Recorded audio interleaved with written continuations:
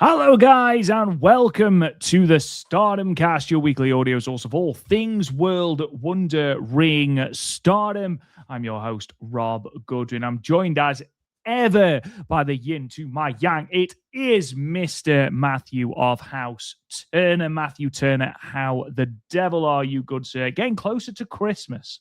Yeah, not only that, obviously closer to Christmas, closer to the big shows coming up at the end of the year. Obviously, we will be talking about certain matches that are now being placed for Ryogoku Kakakigan. As of this recording, Rob Goodwin, we're about 12 hours away from a Stardom press conference. So who knows what'll happen there, Rob. But yeah, some of the matches, and again, we will allude to a little bit later, have been announced for Sumo Hall. Rob Goodwin, you may say that the building blocks for Sumo Hall have been coming. Speaking of the building blocks, folks, I got this in the mail the other day. Building blocks by my good friend Rob Goodwin. Folks, order it, get it. If you like All Japan in the 90s, page 111, Rob goes over the greatest tag team match in professional wrestling history, the Holy Demon Army versus Misawa and Kobashi. I've never heard anybody go so in depth. The greatest tag match, in my opinion, professional wrestling history. Then Rob Goodwin. I know it's on page 111 because I read it 4 times already. Not the whole book. I don't have that much time on my hands, but this is absolutely fantastic. Absolutely fantastic, folks. Definitely go and read it. I mean, you can take a look right there. You got Stan Hansen, Shawn Michaels, Mitsuharu Misawa, but even most importantly, most handsomest guy right there, Rob Goodwin, right on the back. So yes, Rob Goodwin. 90 seconds in, shamelessly plug, number 1 for your book, good sir. Merry Christmas to all. Appreciate that, brother. Thank you. Yeah, it is out on Amazon. It will be out in ebook format soon as well. I need to do that tonight, actually, whilst I think about it. But yeah, that will be done. So thank you, Matt. Appreciate that. You did send me a lovely text when you got it. So I do massively appreciate your support as always. But yeah, you're absolutely right. We are getting closer to Japan, to Dream Queendom, and obviously, as we assumed, we are closer to finding out what this full card is going to be. Obviously, by the time this episode drops, the press conference will have happened, because in true Stardom Cast fashion, we thought that we were going to record after the press conference. But obviously, with Marigold's 2 shows not dropping till Tuesday, it made sense to do Stardom today, because obviously their show at Korakuen was live, and then do the Marigold Standard on Thursday. So we flipped them, and in the process kept up the wonderful Stardom Cast tradition of somehow missing press conferences. So we'll have to talk about that next week. But the main meat and potatoes, the main bones, if I may say so, of Dream Queendom have been established, Matt Turner, and it's looking like something of a doozy of a card, good sir. Yeah, you're not kidding. And I know last week we kind of talked about with Konami defending the Wonder Belt either against Saya Iida or Ami Sourei. Kind of was just like, it's a massive show. We know the match is going to be good, but like the star power, like we're kind of questioning it. And after this Korakuen Hall show, boy howdy, we were proven wrong, and gleefully so, because I tell you what, me, you, and a majority of the Stardom fan base, we are so excited for what is probably going to be the semi-main event for the show in Sumo Hall coming up, because we had a hell of a main event in Korakuen Hall, which you're going to talk about. And again, you got to give so much credit to the booking committee at Stardom, because they have no problem taking a chance on somebody and hitting a home run. And the main event of the sold-out Korakuen Hall show was an absolute home run, one of the best matches you'll see all year. So that, not only that, but we got confirmation of another match as well. I figured they would have waited to the press conference to confirm Saori versus Natsupoi, but they did it earlier today on their social media. So a match that we figured we were going to get. Mm-hmm. We were going to get. Rob, before I forget, my friend, because I was going to text you this the other day, but I was like, no, this is on-air coverage that I need to know. Last week when we recorded, you were up and down about your team. I know when we got done recording, it was tied 2-2. Mm-hmm. What was I really don't know. What was the finish of said game? It was 2-2. It finished by the end of the podcast. It was the last kick of the game.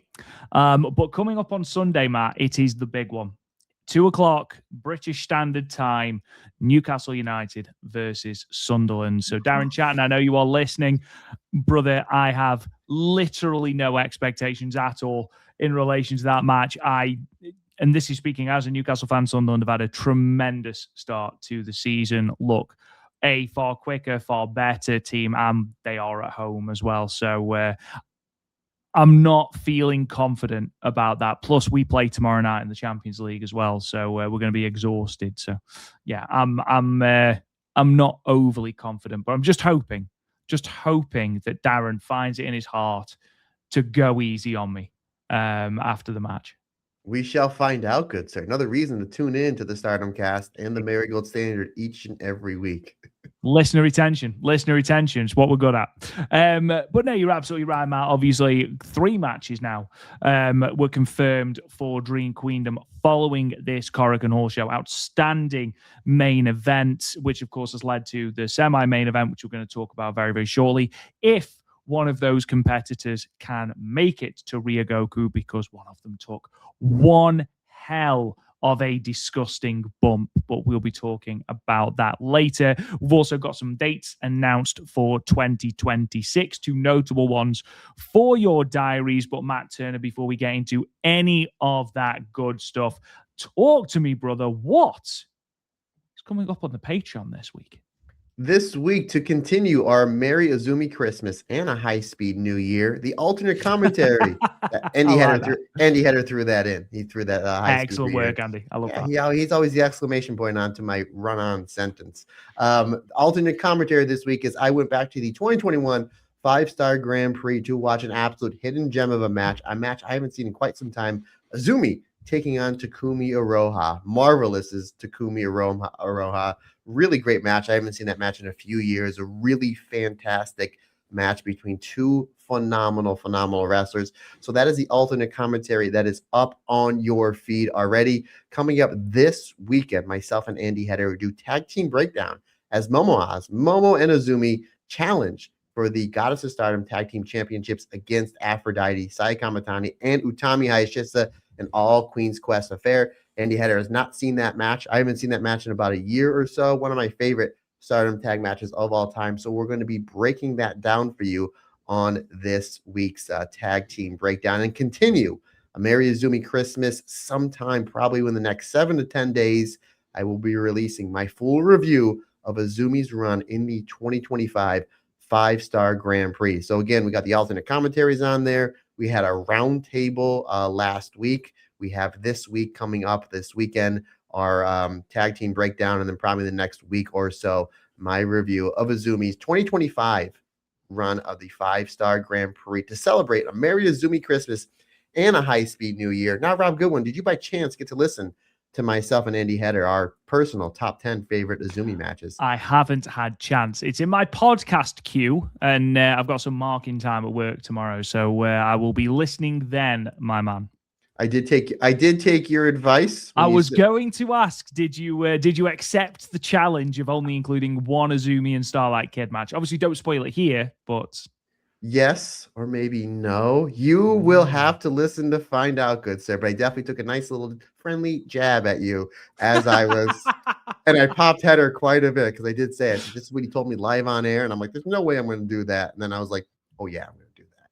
I'm going to do that. So there you go, ladies and gentlemen. Enjoy, everyone. Enjoy.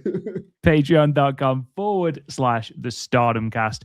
Loads and loads of bonus content over there, as well as all of our show reviews and previews, the notes we use for the podcast. All of that good stuff is over there for as little as $1 solitary a month. Matt, let's get into a little bit of news then. And we are going to start with the 2026 Cinderella Tournament. It seems only yesterday that we saw Sayaka Kurora in the dress holding the trophy, but we are only mere months away from the 2026 iteration.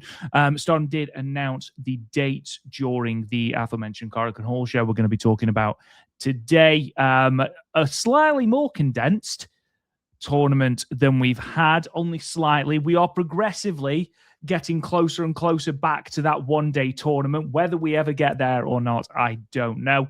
But the tournament this year will open with a back-to-back show at Chunichi Hall in Nagoya on the 6th of March and the 7th of March. The 8th of March will then be at Korakuen Hall, as will the show on the 11th, before the finals take place on the 15th of March in the Yokohama Budokan. Now, Matt, obviously, we have no idea of the field. We have no idea of debuts or surprise entrants or anything like that. I am going to throw a question at you. Who is your early pick for the... And I know for a fact you've already thought about this. I know. Haven't. Have you not? No. Oh, my goodness. No, I haven't. I'm going to say Hazuki, just because... However, she's got to win something. However, they're going to go by kind of what they did last year, where it's going to be like, it's going to be mostly the younger generation, like the newer wrestlers. I'm going to say Rina. Who made it to the finals this year, this year, made it to the semifinals of the 5-star Grand Prix. I'm going to say Rina takes it. Obviously, again, Hazuki will always be my answer. I think Hazuki's going to win the Royal Rumble. I think Hazuki's going to win the Elimination Chamber because it's Hazuki. I think Hazuki Super Bowl. The N1, the Super Bowl, the World Cup. Yes, absolutely. The Jamaican bobsled teams from that movie Cool Runnings. Team Hazuki's going to win. What a film. What a film. I know. I did. Unlike Jurassic Park, I did see that. Ralph. Oh my God! Seriously, you have got a ridiculously long flight to Japan. You have got to watch Jurassic Park. Has Amber seen Jurassic Park? No, she hasn't. And literally, the point where she's like, "What do you want for Christmas?" And I'm like, "I don't want anything. I'll get my own stuff in Japan." But I was like, "I want a portable Blu-ray player because I have 14 to 15 hours or whatever it is, and I will spend 2 of those hours. I need to keep myself occupied because I am afraid of heights, but I'm a pretty decent flyer." But that's obviously by far the longest flight I'll ever take. I was like, God. 2 hours. Yeah, don't worry. Yeah, 2 hours of Jurassic Park. No problem, good sir. But anywho, going back to the Cinderella tournament, as again 10 minutes in, I'm already completely off track here. I'm gonna say Rina. Rina, but now I'm gonna throw it to you, good sir, since you asked me the question. Who is your early pick to win said tournament? So I've been flipping between 3 different people that I think could win it. Not including Aya Sakura, who was my very first thought. I thought, I think I can see Aya Sakura winning it. I very briefly did think of Rina, but I don't see the Cinderella as a heel tournament. Whereas the 5-star, you can get away with it, as we saw with Momo Watanabe this year, obviously. I just don't see, because of the way the tournament is framed, the dress, the tiara, it just doesn't seem like a very heel-friendly tournament. It's not to say they won't do it, and if Rina does win, hell yeah, she's great. Obviously, we are still 4 months out from this, so bear with me. I think Hanako is a strong favorite. I think if we are going along the lines of newer talent, I think she's probably up there as someone that Stardom are very, very obviously pushing. I think Rian could be in with a shout. That literally just popped into my head. Once you said not a heel tournament, and I was like going through like who's going to sell the covers of Weekly Pro Wrestling magazine, I'm like, oh, Stone Cold. We're going to talk about Stone Cold quite a bit here. Stone Cold Rian, the Reanators, right? Isn't that what they call it? Absolutely. The Reanators. # Reanators. Thank you, Peps. I believe he's popularized that. So, and then I was like, I mean, if we do go heel, I think it could be Azusa Inaba. However, I did settle. I think it'll be Hina. Oh, that's a good pick too. That's a good. No, we just had 6 people, and like 5 of them won't even be in the tournament. It'll be Kyoka Katatsu against Fukigen Death in the final. We'll be like, how did this happen again? We did get the Cinderella tournament right last year, or this year. I feel like it was very obvious this year, to be fair. But even last year was a little tricky because I think I had Azumi, I think Amber had Ami Sourei, and then you had the right pick. Never ever go with Azumi to win a tournament ever. I bet it against you. But yeah, you got it right with Han, and so but then again, we absolutely crash and burn. Absolutely crash and burn. I mean, another name I'm just going to throw out there. What about Ronnie Agami? That's a good one. Man, I can see. I don't know if they'll win, and obviously we're going to talk a lot about them in a little bit. I can see and Kanai and Matoy Hamabi maybe making it to like the quarterfinals or semifinals. Yeah.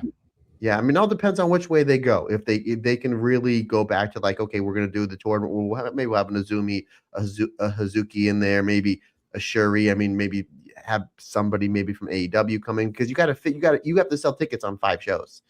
So my guess Absolutely, is yeah. that show on the 15th is going to probably have the semifinals and finals, and Yeah. then they'll load it up with a big championship match like we saw earlier this year with Starlight Kid and Konami, like we've seen in years past with Yeah. Utami and Shuri, where we saw Micah and Utami as well. So my guess that show on the 15th, and especially you said it's in the Yokohama Budokan.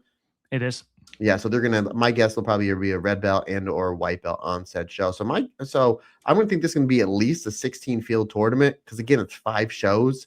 If they were gonna do anything less than a 16, you can get this done in 2 or 3 days. You can probably get it done in a weekend. So my guess is gonna be a pretty expansive field. So there's gonna be a lot of people in this tournament, but depending on where they go, again, do they throw in some names in there to help sell tickets on that first weekend? There's a really good possibility, Rob. Really good possibility. Ami Sourei is another shout, you could throw in there. So, and again, it's over the top rope elimination. So if you have some of these wrestlers lose to, some of these main event wrestlers lose to like the middle of the card wrestlers, you can always use the OTR rule to, for that. Oh So yeah. it's going to be interesting to see how they do it. Yeah, again, it's exciting. This literally it's 9 days, the 6th to the 15th. So it's going to be jam-packed, compacted. And then my guess is that'll give them 5-6 weeks to build up for All-Star Grand Queendom if that's the way they go, which they should. So, if the Cinderella Tournament wins and then they cash in on All-Star Grand Queendom like we saw last year with Han and Sourei and Anu, I mean, there's a lot of really great possibilities. And again, a lot of who can win it. Is it Arena? Is it a Hina? Great call, buddy. Is it does Aya Sakura win it? Does Sayaka Kurora go back to back like we saw with Mayu and Mirai? There's a lot of really good shout outs. And again, folks, let us know who your early pick to win the tournament is. Stone Cold Rion is a really great pick because there is a lot of momentum behind her. Again, we will talk about that closing stretch she had with Rena at this Cork and Hall show where 1,500 people were losing their minds for Stone Cold Rion. And a lot of people thought we were going to see a title change. So the good thing with Stardom right now, Rob, is they have a lot of wrestlers in the middle of the card that they're almost ready to propel. They just need one thing to help push them towards either a Wonder or a World Championship match. And the Cinderella Tournament is the perfect vehicle for it, buddy. Yeah, I mean, Ami Sourei is a great shout to win it, obviously, especially if you're going to have the winner of that go on and challenge at All-Star Grand Queendom. Obviously, we didn't have that last year with Sayaka Kurora, who would challenge afterwards in the May. I've got a theory about the white belt, which we'll talk about literally next.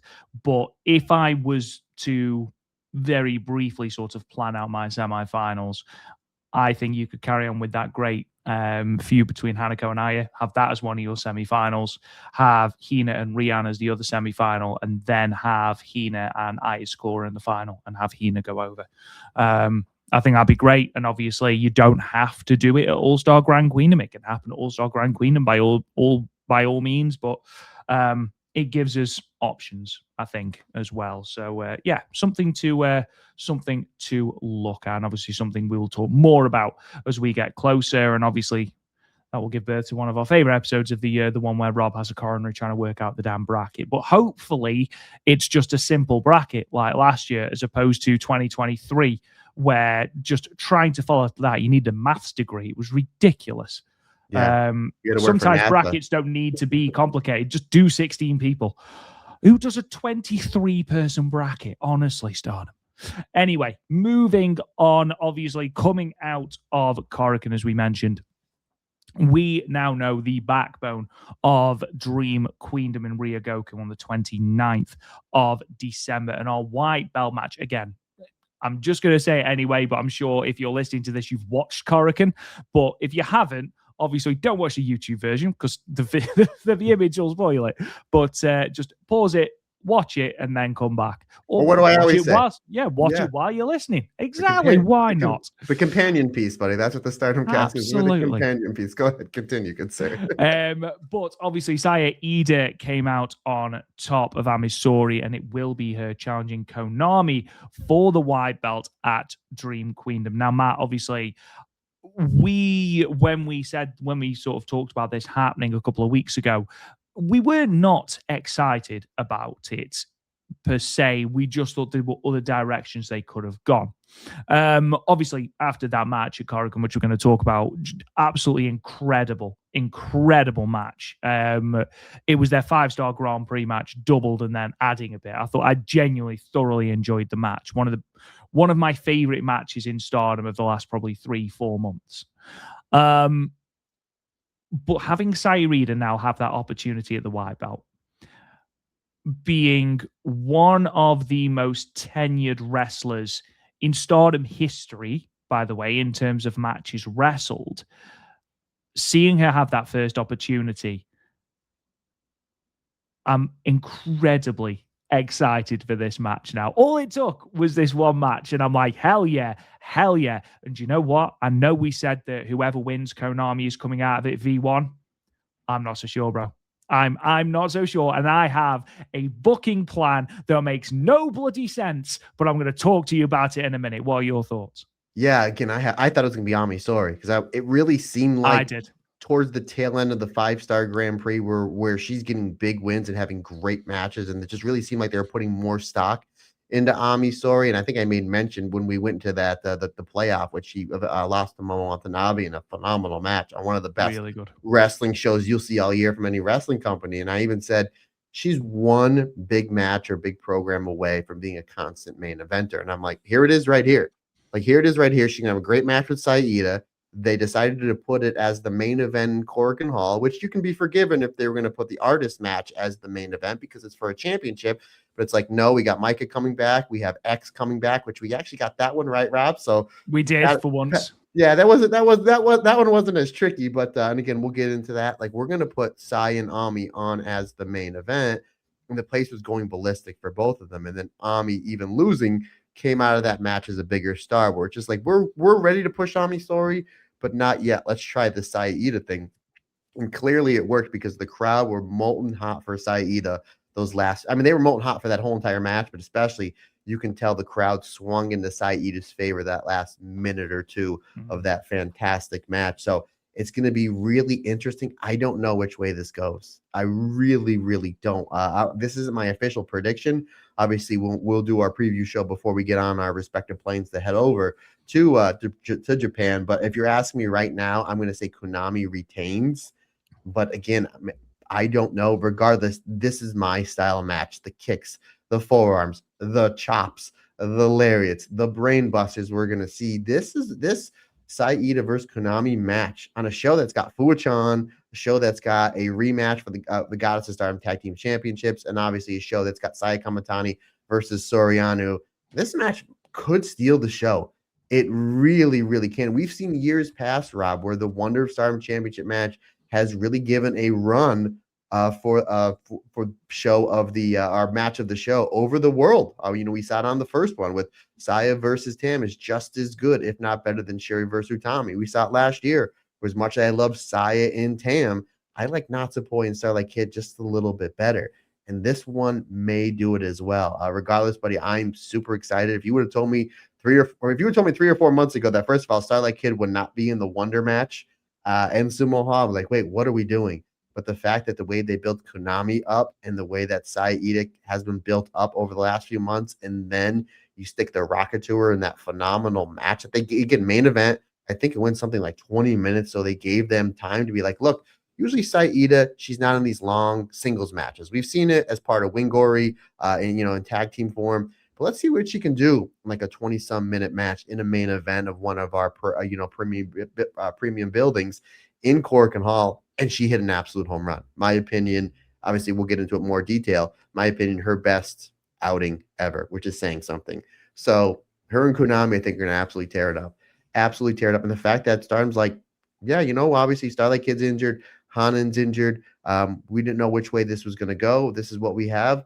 let's make the most of it. And they really, really are. They did a great job at the end of the show of Konami, again, as you see on YouTube, really taunting one Saya Iida with that Wonder of Stardom Championship. So I'm really excited to see which way it's going to go. I'm really excited to watch the match. I'm really excited because they have 3 weeks to build it. So I think you're going to see a lot of Hate versus Cosmic Angel matches as we build up Kamatani and Soorianu, and then a lot of Hate versus Stars as well in the next few shows, my friend.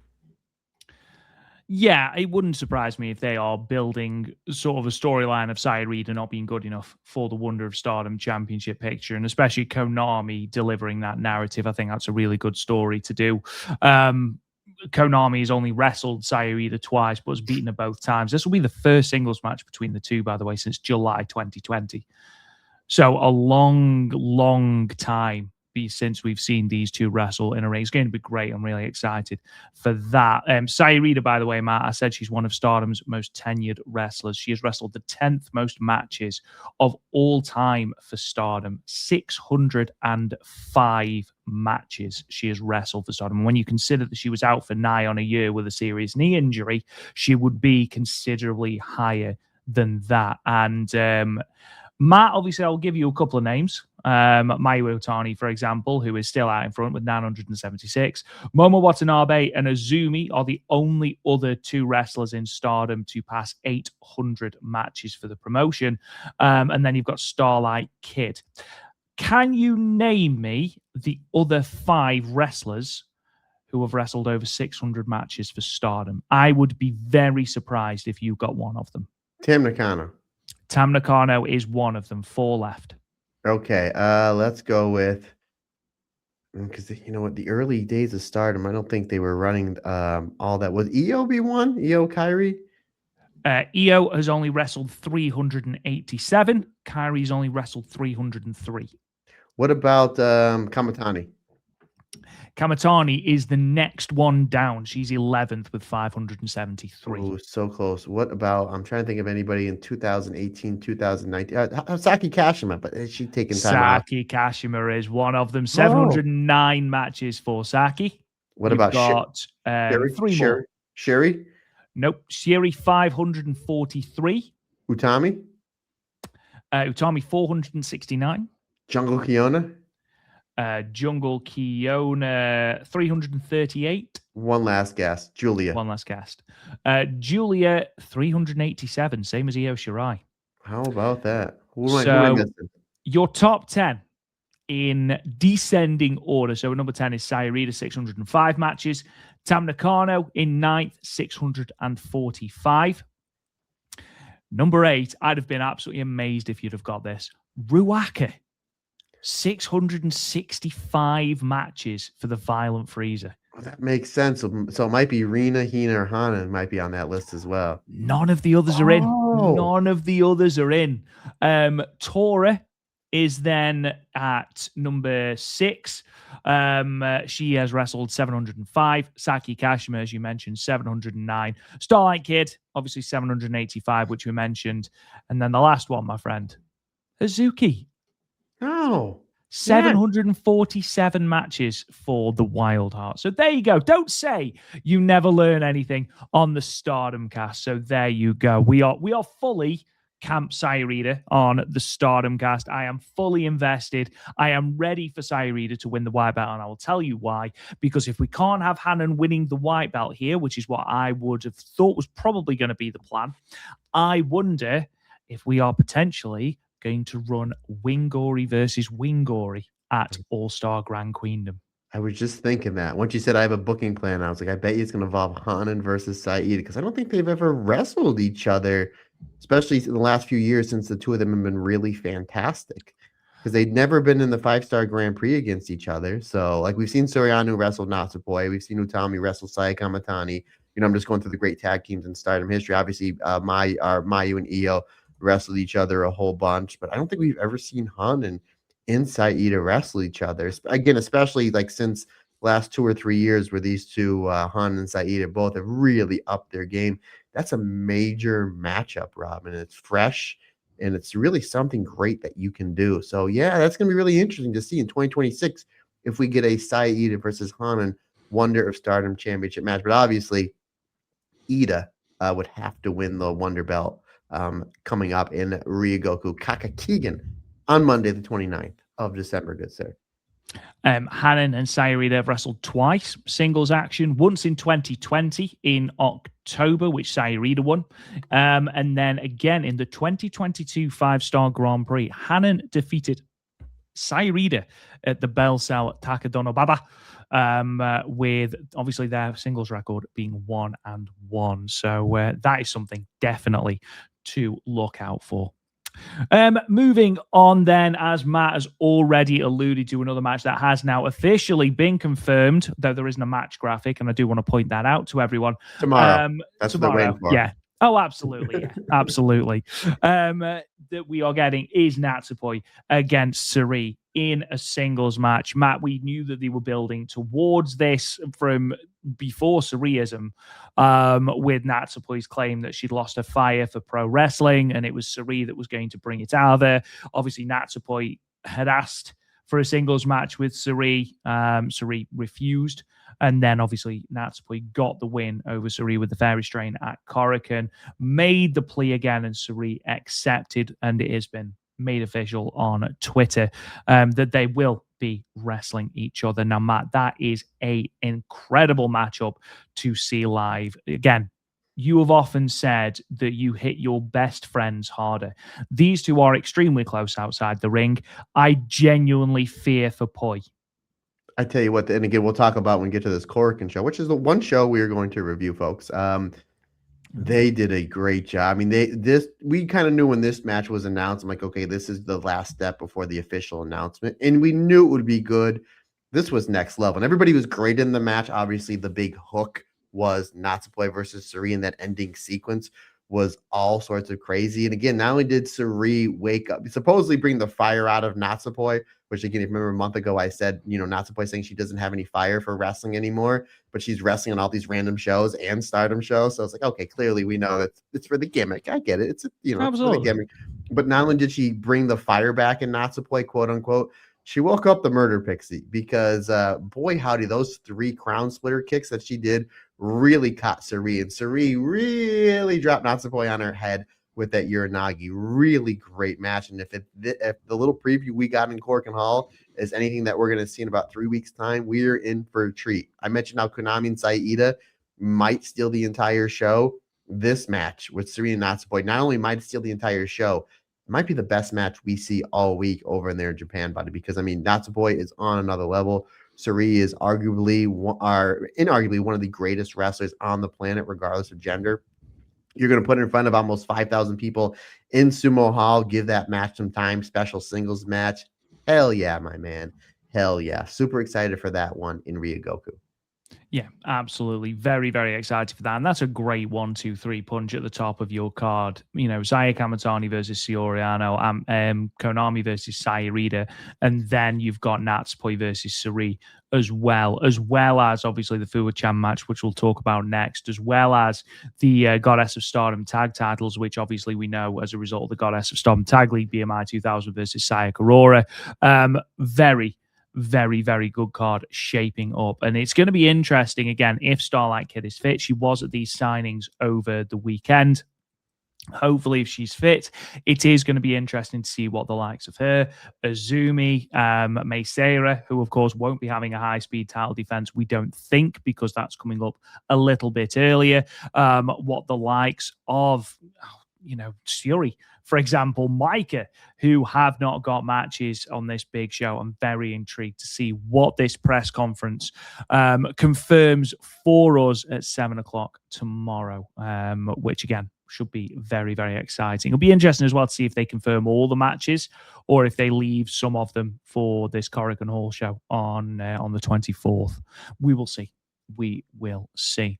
Obviously, we did mention Fuwa-Chan. Fuwa-Chan did make an appearance at Korakuen Hall a couple of weeks ago, where she confirmed that she will be returning to the ring and will be having her re-debut match at Ryogoku on the 29th of December. We'd speculated that Hazuki would be a part of it, obviously Hazuki being one of her first trainers and being present in her matches prior. And I believe my exact words were, I don't think it will be a singles match. However, it is a singles match, but it is involving Hazuki. So, yes, we're not getting Hazuki for the white belt, which will forever disappoint me.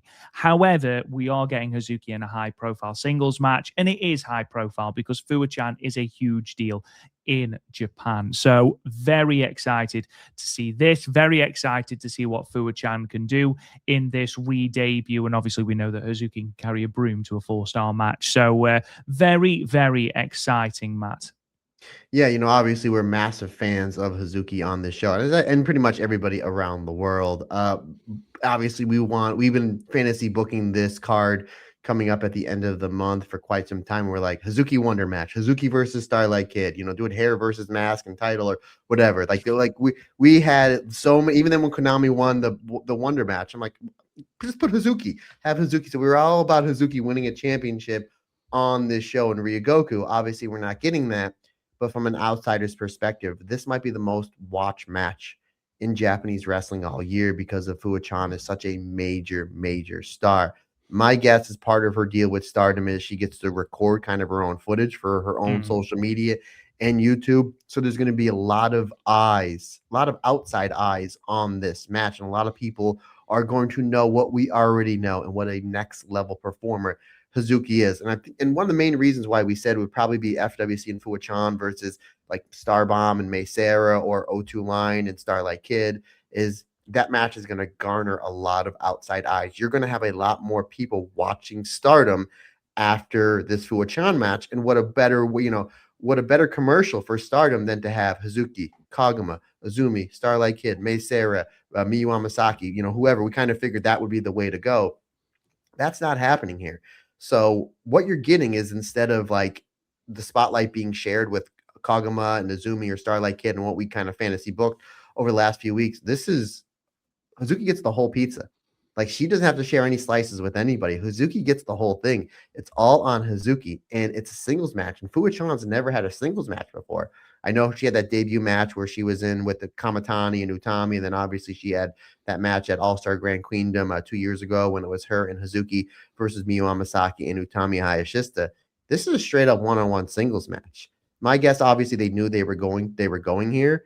Hazuki does train quite a bit at the Stardom Dojo, where obviously Fuwa-Chan is getting a lot of work in. So the fact they announced this match and they're giving this 3 weeks to build up, my guess, Rob, is they're going to be working out a lot in the dojo and before shows to make sure they have their match down and their timing down. Again, I think it's going to be another really great match because the little bit we did see from Fuwa-Chan was really, really good. And she's in the ring with Hazuki in the highest profiled match in Hazuki's career. Again, as Stardom fans, I know we're all kind of like, oh man, we want to see Hazuki in a big championship match. This is actually bigger. This is bigger because of the outside eyes it's going to bring in.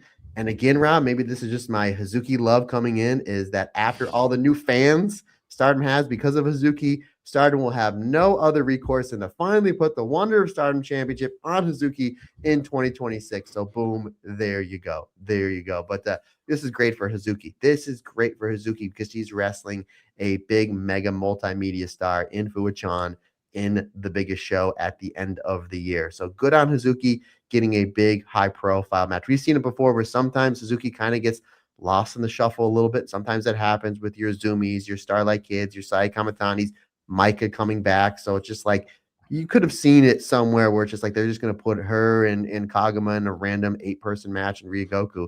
No, this might be the most watched match we see, not only in Sumo Hall, Rob, but all weekend. And considering the fact that the Tokyo Dome is going to have like 50,000 people with Tanahashi's retirement, you're going to have a lot of eyes on this match. So good on Hazuki getting that big spotlight. And again, I'm going to say it. I said it a minute ago. I'm going to say it again. The whole entire world is going to know what we already know, what a next level competitor Hazuki is, my friend. Absolutely. Very, very much looking forward to that match.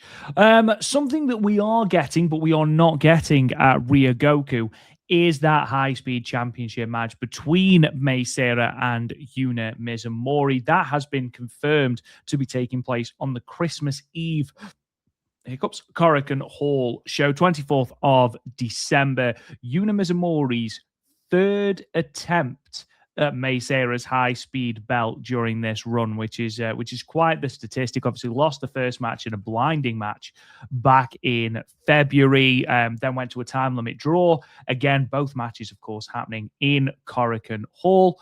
And then, obviously, we have got this match taking place in Korakuen Hall as well. Special venue for Yuna Mizumori. I am fully aware, by the way, that my camera has gone out. We are having something of a storm currently, so I imagine that's probably knocked out my camera. So unfortunately, it's just something that's got to happen.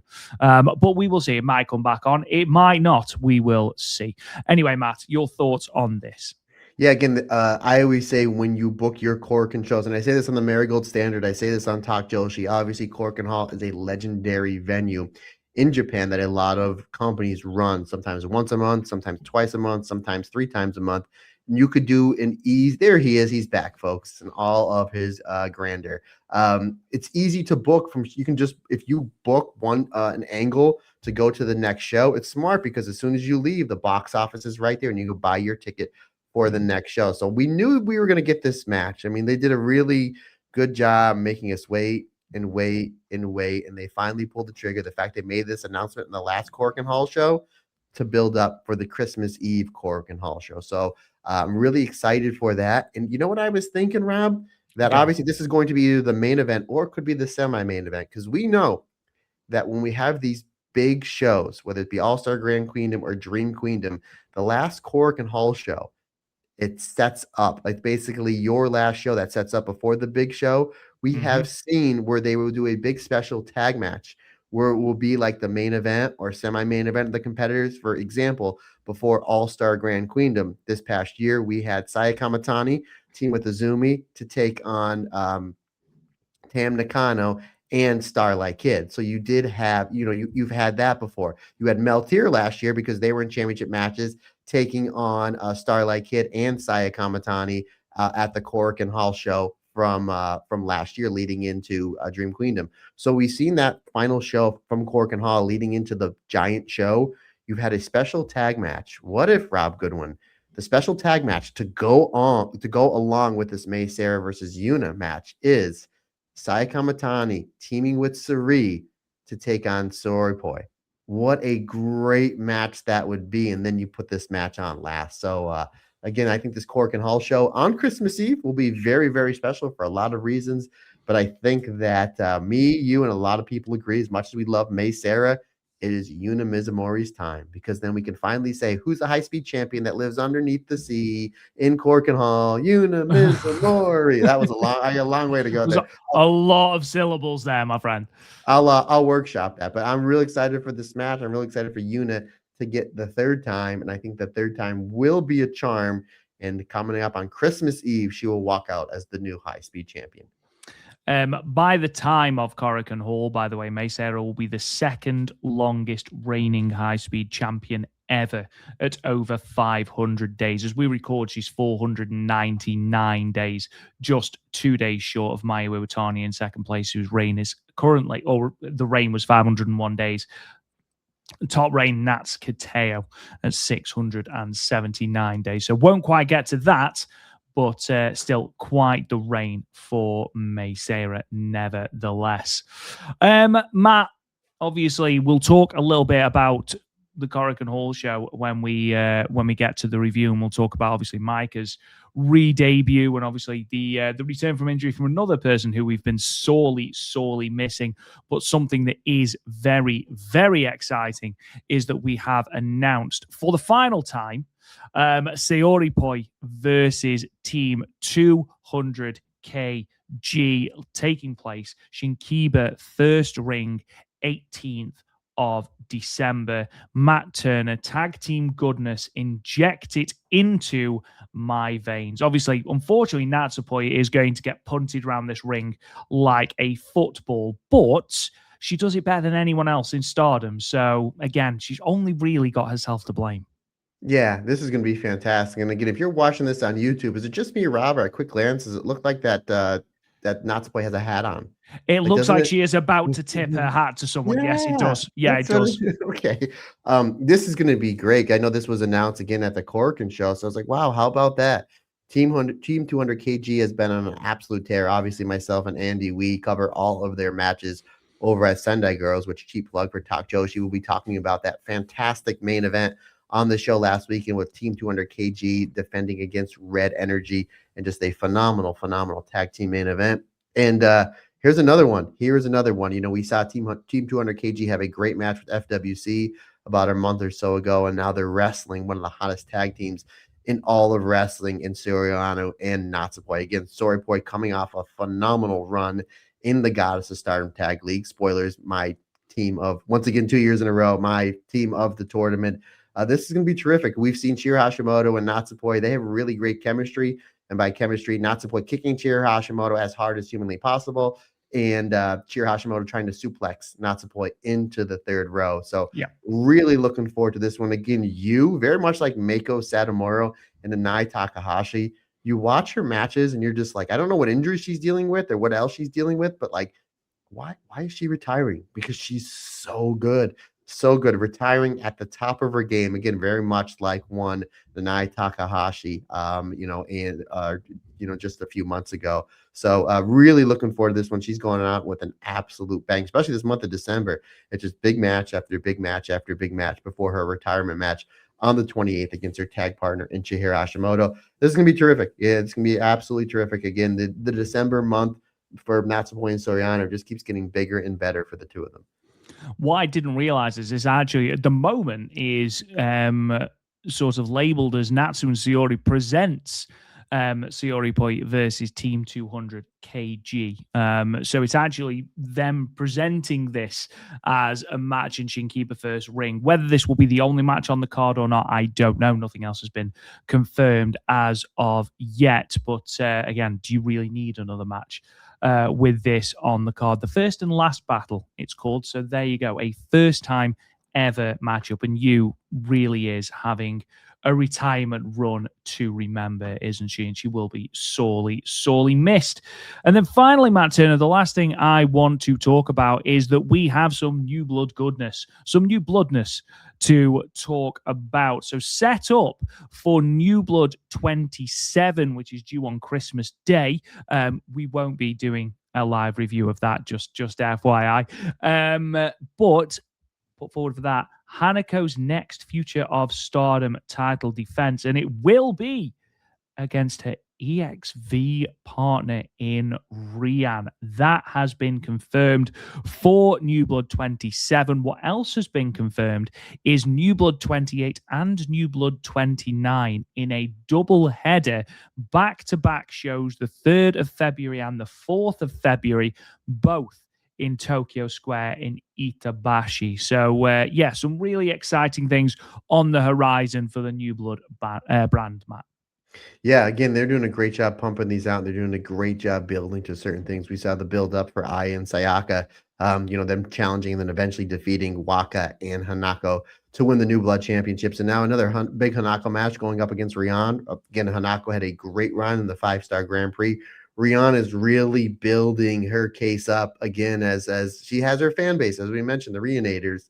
So a really good way to celebrate the holidays, my friend. No better gift than watching Stone Cold Rian and Hanako tear it down in New Blood. And then again, they're just building on the New Blood brand, which again, more than likely will be free on YouTube, which I like, which then again is another free commercial for the rest of the Stardom roster. So really interesting to see how the rest of these cards shape up. But I'm enjoying how they're giving us the New Blood brand over these last few months. A final thing before we fire into this review of Korakuen Hall. Matt, we didn't quite get to this at the end of our last episode, but we are going to do it now. Just a couple of our top 5s from the recently concluded Goddesses of Stardom Goddess of Stardom Tag League. Don't know why I said title there. Just a couple, like I say, of our top 5s, top 5 teams and top 5 matches. Matt, we'll start with teams. I'll go first with teams, and I'll let you go first with matches, simply because I'm not sure of my order with the matches. So it's going to give me a little bit of extra time.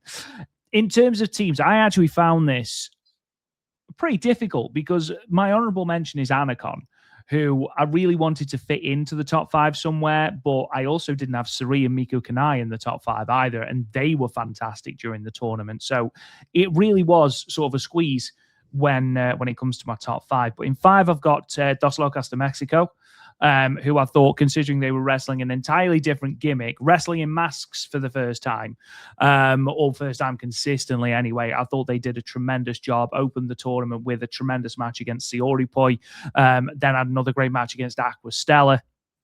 I thought they did really, really well over the course of the tournament. Aquastella are my number 4. I thought they put on some really, really great high energy matchups. Obviously, the story of the tournament for me was Akira and Bozilla, or Bokira, as I'm calling them now. They're number 3 for me. Their story of Akira Kuragane having to work to earn the respect of Bozilla was one of the best stories told over the course of this tournament, and has been something that's been great on these undercard tags building up to the tournament itself. Obviously, you can't really have a top 5 without putting the winners in there, and I think Saya Kurora have been the epitome of a great underdog, fresh-faced tag team. I thought they were fantastic and worthy winners. But in terms of match quality, there's only really one team that you can put at number 1, and that's SaoriPoi, who every time they stepped in the ring,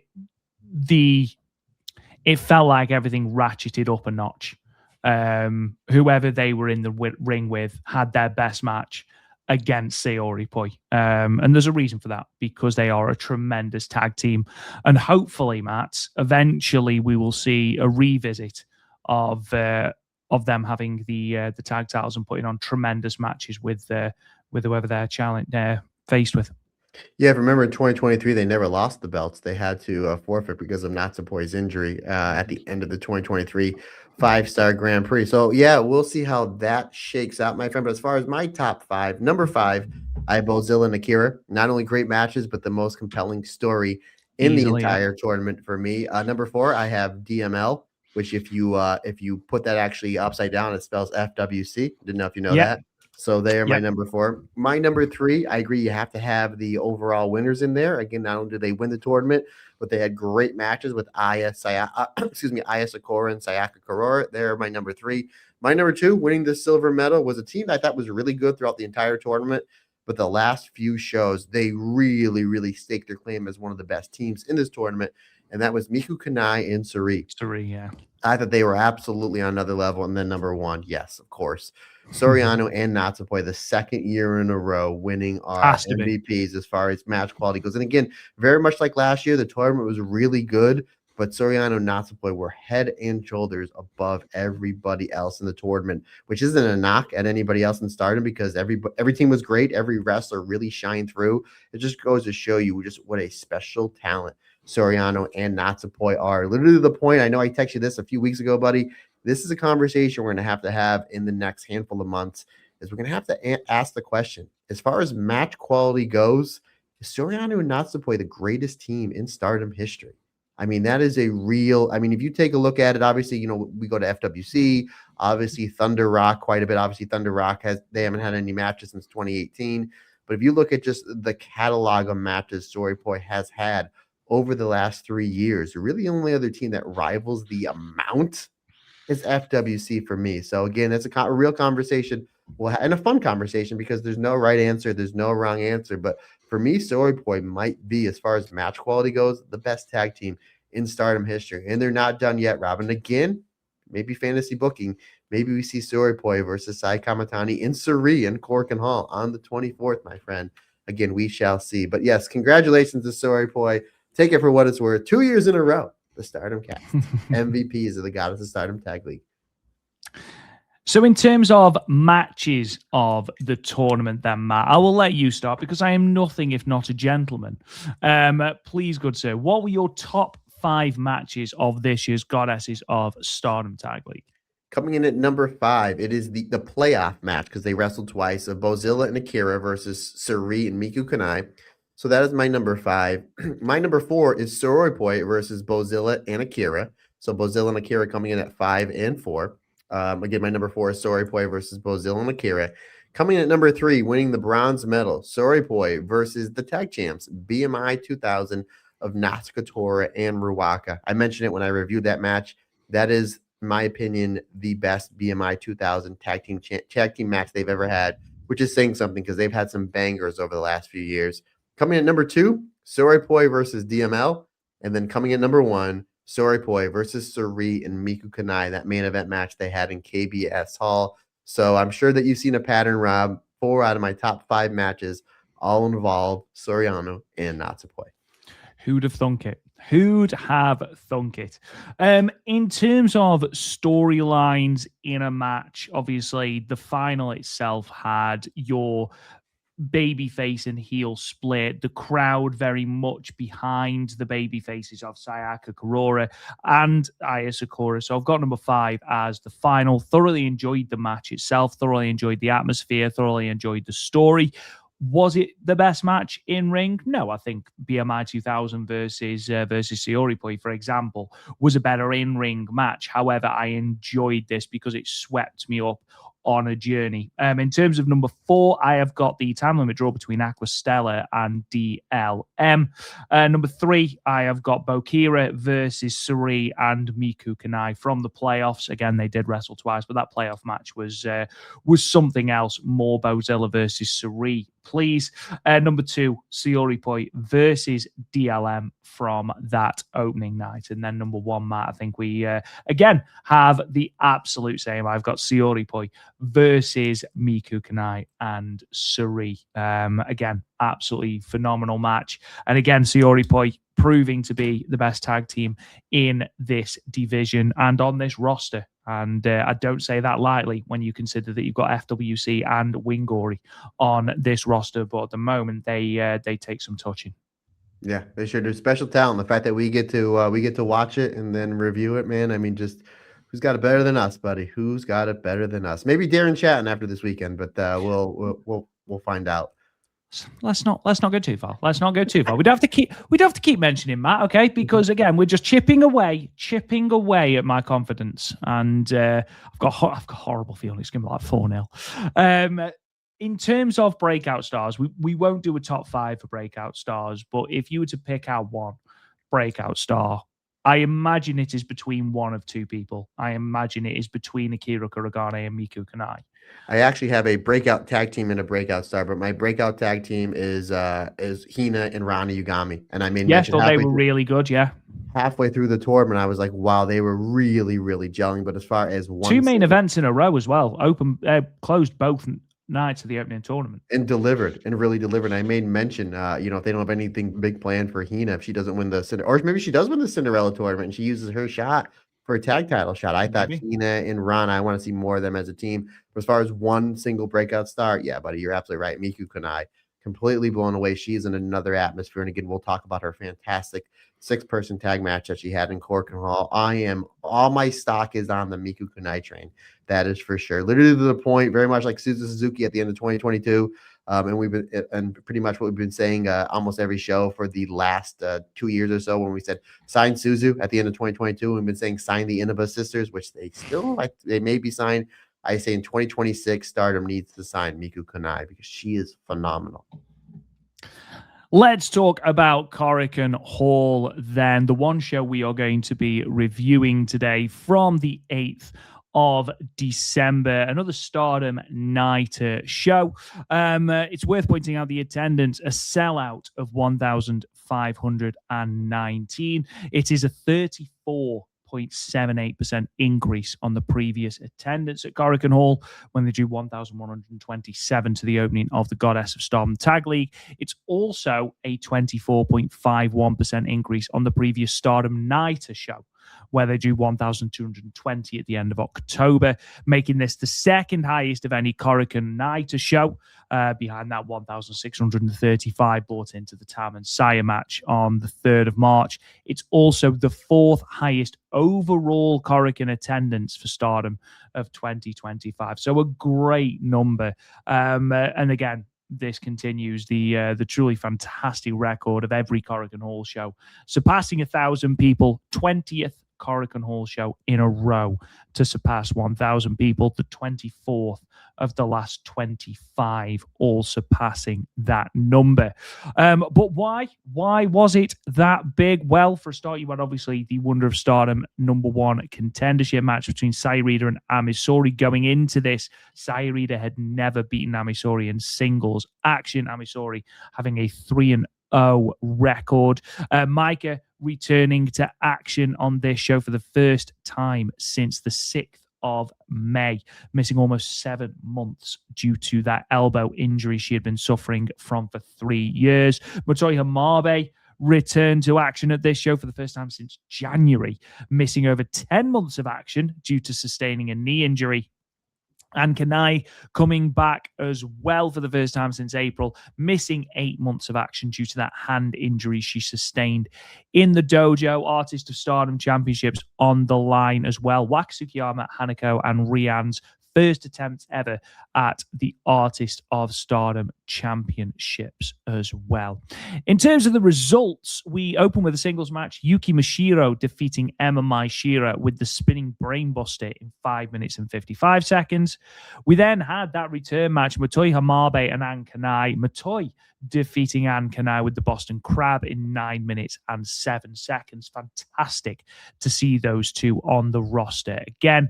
6-woman tag match, Neo Genesis, Azumi, Miyu Amasaki, and Meisera. They defeated Tomoka Inaba, Lady C, and Kikyo Furusawa. Meisera defeating Kikyo with what is just brilliantly called on the Stardom website, dropkick to the face in 8 minutes and 1 second. Tag team match next. Fukuoka Double Crazy coming back from their hiatus to defeat Peach and Lily, Momokogo and Uriah Hime. Hazuki pinning Momokogo with the diving senton in 8 minutes and 44 seconds. 6-woman tag match, Cosmic Angels, Natsupoi, Yuna Mizumori, and Aya Sakura. They defeated Suri, Chi-Chi, and Miku Kanai. Natsupoi pinning Suri clean with the Fairy Strain in 11 minutes and 53 seconds. Suri does not eat many clean pinfalls in a Stardom ring, or at all, really. 10-woman tag match next. Mavida Loka defeating God's Eye, Bozilla, Akira Kuragane, Suzu Suzuki, Rini Yamashita, and Itsuki Aoki defeating the God's Eye team of Shiori Saki Kashima, Hina Rani Yagami, and Kyoka Katatsu.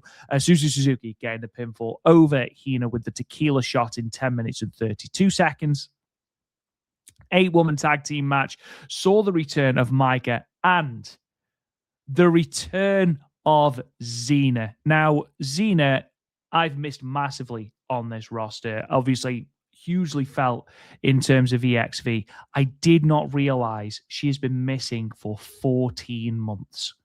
She got injured in October 2024 with that knee injury. It's great to see her back. She must have been tearing her hair out. She came back teaming with Maika, Saoriano, and Sayaka Kurora to defeat the hate team of Saya Kamatani, Natsuko Tora, Ruaka, and Azusa Inaba.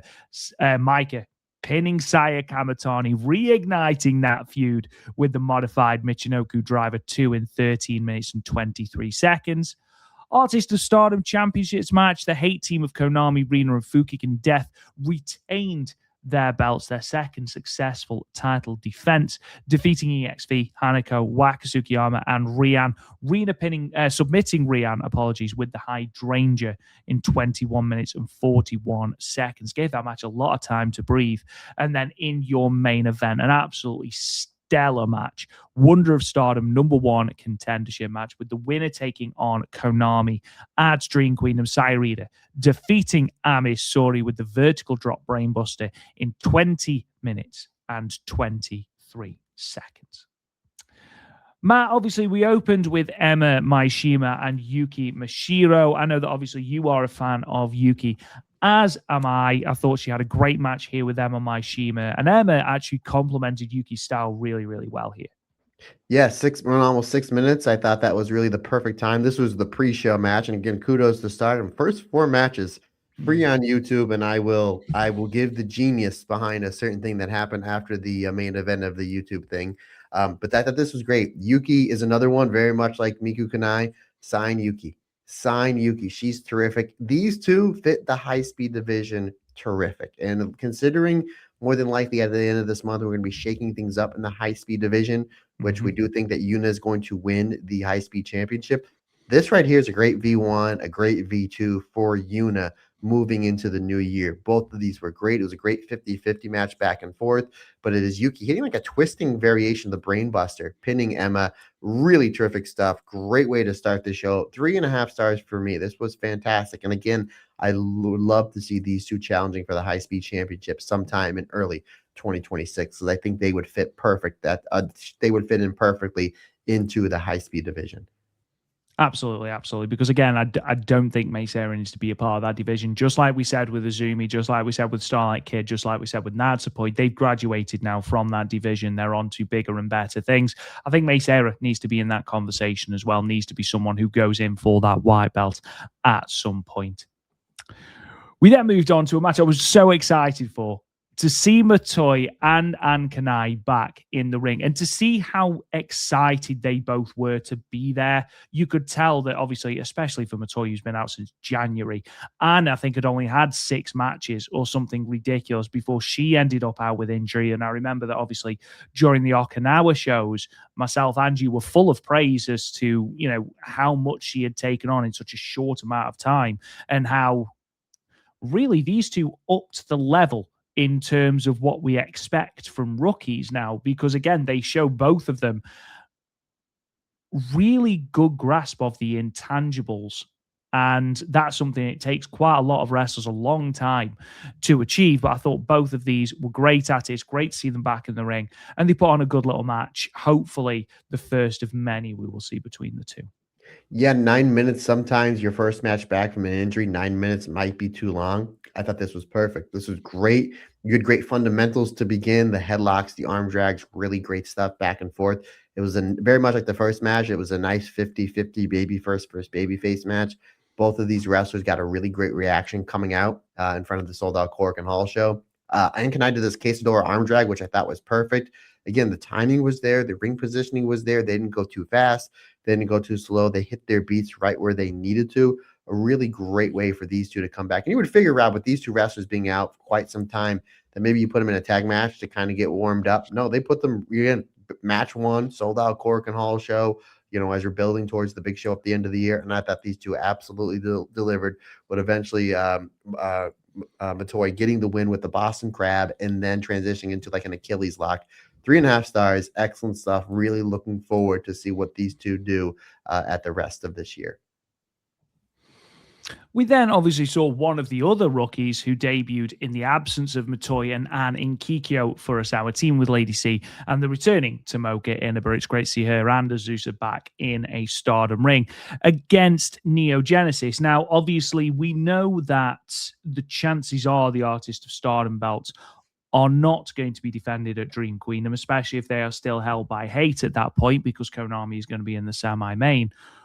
What do you see in terms of Neo Genesis? Because again, in terms of 6-woman tags, these 3 are electric. If Starlight Kid is fit, an 8-woman potentially, but is that the best use of Neo Genesis? Because it feels like, obviously, Azumi had a tremendous summer, and this is something we talked about last week.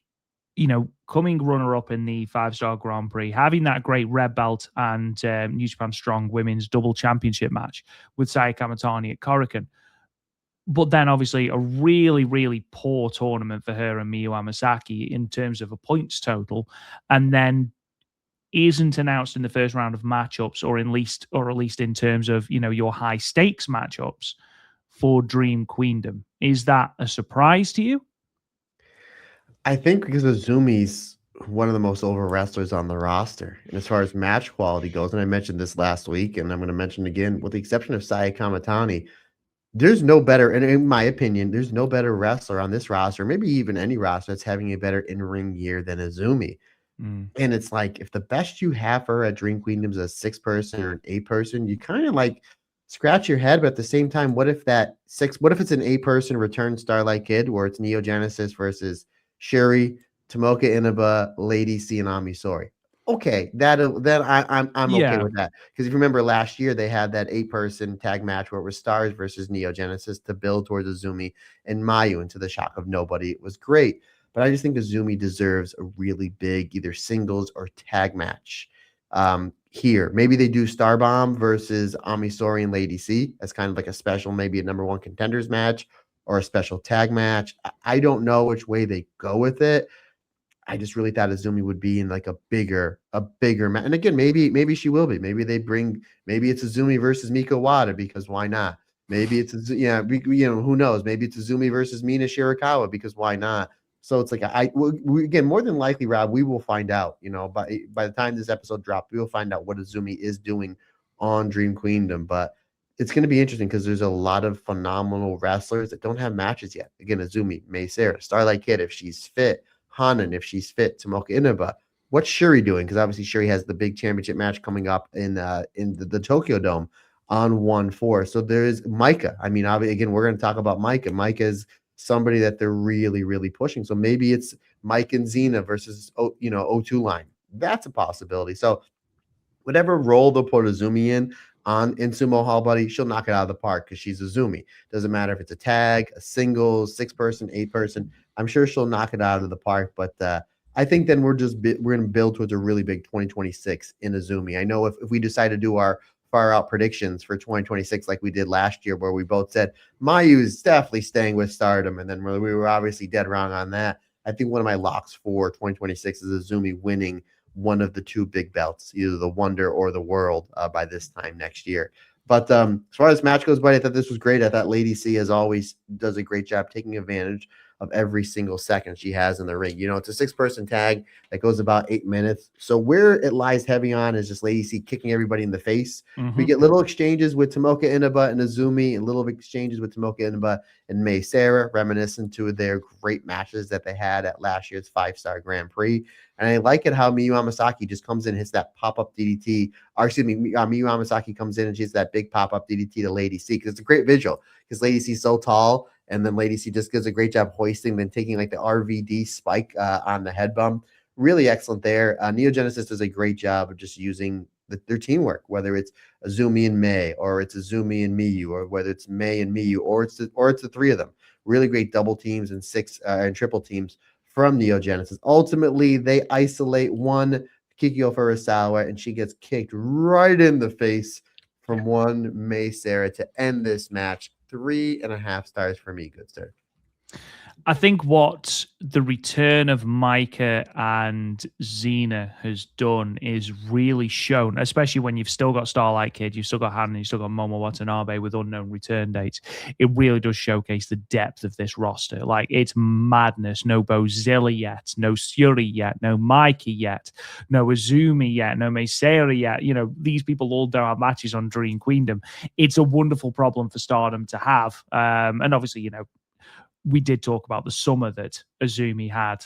She, again, Red Belt match, 5-star Grand Prix runner-up. It's not like she's been underutilized. Maybe it's just a cool down before they heat her back up. So I'm sure it's nothing bad. Again, I imagine that Micah coming back, she'll be heated up and put back into a program with Saya Kamatani, probably at All-Star Grand Queendom. So I imagine that she will be elevated up to the top. And again, it's that old adage that we talk about all the time: when you push everyone, no one gets pushed. Hazuki and Koguma taking on Peach and Lily. Peach and Lily are perhaps my biggest regret in terms of the Goddess of Stardom tournament, simply because I would have loved to have seen them. And I think Uriah Hime should have been in that conversation that we had in regards to Akira and in regards to Miku Kanai, the breakout star of the tournament. She proved myself and you wrong in terms of the 5-star Grand Prix. She was basically thrown into a block and said, right, sink or swim. And she swam and really upped her own stock. And I think a consistent team with Momo Kogo throughout that tournament could have been a really, really good thing for her. Unfortunately, we didn't get that because of the injury. However, she's back now. What did you think of her and Momo Kogo taking on FWC? It was almost like Momo Kogo and Uriah Hime were like, look, we missed the Goddess tournament because of an unfortunate injury to Uriah Hime, and we just couldn't shuffle the deck to get Momo Kogo a spot. Let's make up for lost time. And they did in one match. And again, it helps when your dance partners or FWC, because I thought this was great. Really great back and forth between the teamwork to start. There was great single stuff with Momokogo and Hazuki. Great stuff with Uriah Hime and Kagama. Really great teamwork with Momo and Uriah Hime. Again, I hope they are a team that is pushed to the New Blood and the Goddess of Stardom Tag Team Championship sometime next year. Not necessarily winning, but I'd like to see them get like move up kind of in the rankings, because I thought they were great. There's this one spot that they did to Hazuki where Uriah Hime hits a drop kick, sets up Momokogo for the 619, and then Momokogo follows it up with that rolling shoulder lock. We've been seeing her use quite a bit. Really great stuff, but ultimately it is the FWC Powerbomb Neckbreaker combination and Hazuki with that top rope senton that does in one Momokogo. This was a great match. I gave it 4 stars, and this was the last match we saw on YouTube, Rob, which the genius thing was not the last segment, because the last segment was Fuwa-Chan challenging Hazuki for the match at All-Star Grand Queendom. Brilliant job putting these first 4 matches free on YouTube and then ending it with that challenge. So this way everybody gets to see it free on YouTube. Again, this Hazuki versus Fuwa-Chan match is going to bring a lot of new eyes onto Stardom and Hazuki. Again, a really great match. When this card was announced, this was one of the matches I was most looking forward to, and that this one absolutely delivered. Again, 4 stars for me. There was obviously quite a lot of residual heat as well from FWC and Momokogo having, that sort of split in regards to stars. And a lot of it did stem from Hazuki's treatment, especially of Momokogo. So you felt a little bit of that here. And again, I just think these two are really solid, especially FWC, who are one of the best in the entire roster. But yeah, I've got really high hopes for Momokogo and Uriah Hime, especially with 3 very quick New Blood shows in quick succession. It would not surprise me if we see Peach and Lily challenge again for those New Blood tag titles. And I'd be very much up for that, as I'm sure you will be as well, Matt. Moving on then, obviously, the big story coming out of this match, SaoriPoi and Saori official for Dream Queendom. But Matt, there is so much more to talk about in this match. Aya Sakura and Chi-Chi, Yuna Mizumori and Saori. There's so many little combinations in this match that make this match slap very, very hard and, really enjoyable.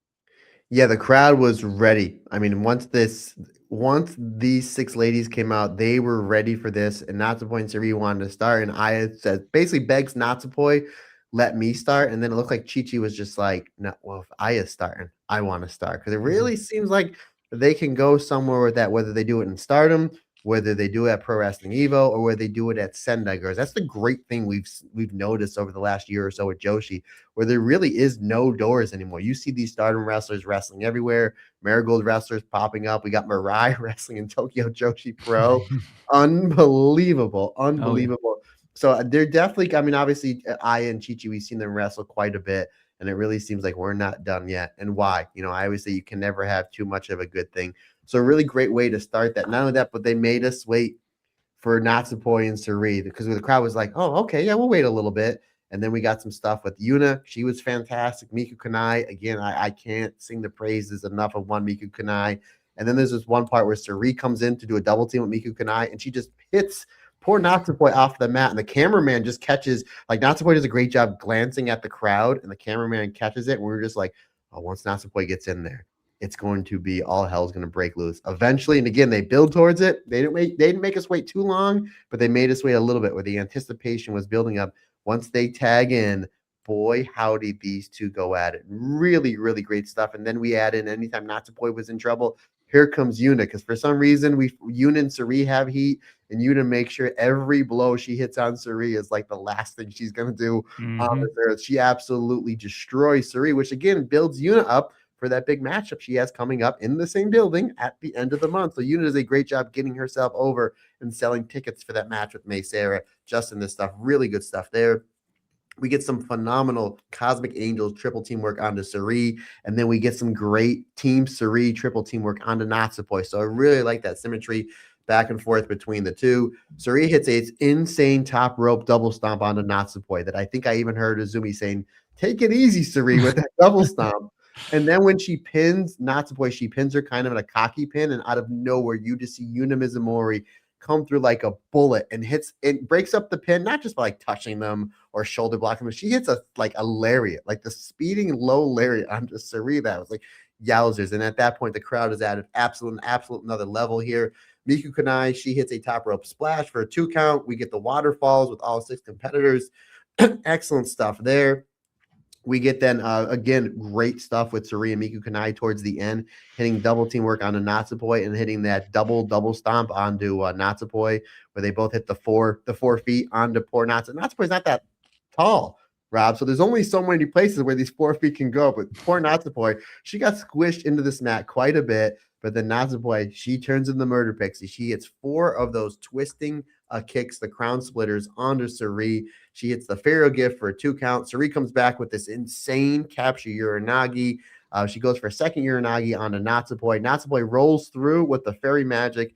That scores Natsupoi a 2.9 count. These falsies, everybody's biting on. And considering this is like just a preview tag, and they're making it like it's the end of the Goddess Stardom Tag League with what we're getting here. I mean, the crowd is molten hot, biting on everything. Eventually, Sourei, she hits the running foot stop. That scores her a 2 count. And then we do see Sourei goes for another Uranagi. Natsupoi blocks that. And this was a great 1-2 punch from Natsupoi.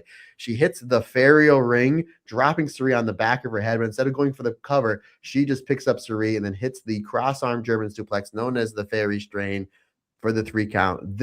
I knew this was going to be great. And I didn't see this live. Everybody that watched this live was like, wait till you see how great this is. I'm like, yeah, of course it'll be great. If Natsupoi, it's like, who's going to be in the match? But the crowd, for me, Rob, added so much to this. I actually gave this 4.5 stars. This was great. And the fact that, like, I knew that Team Natsupoi won. I didn't know Natsupoi pinned Sourei until after I watched. I figured, all right, like either Yuna, Aya, Miku Kanai, or Chi-Chi are eating the fall. But the fact they're like, no, we're going to have Natsupoi pin Sourei here. I'm like, that makes sense because now it's like Natsupoi gets in her face and go, you didn't want to give me a match?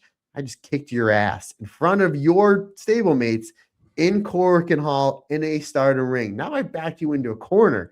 Now you have to give me that match. So like once you take a step back and you unfold, I'm like, of course Sourei was eating the fall here. Of course she was. And the fact that Natsupoi, she ate all the violence from Sourei and Chi-Chi and Miku Kanai, but still came out as murder pixie Natsupoi. Natsupoi is on a completely new violent level. And what a better way to go into that match in Sumo Hall against the Sun God than be like ultimate final form murder pixie going into this match. Again, 4.5 stars, buddy. This match, if this didn't make you excited for that match in Sumo Hall, meet me somewhere. I'm going to give you a hug because you need a hug. Again, 4.5 stars. This is brilliant.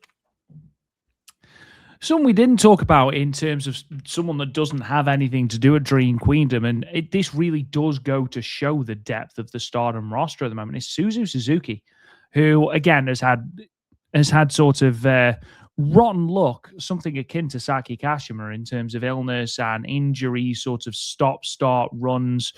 Had a tremendous match at the start of the year against Saya Kamatani for the red belt in Korakuen.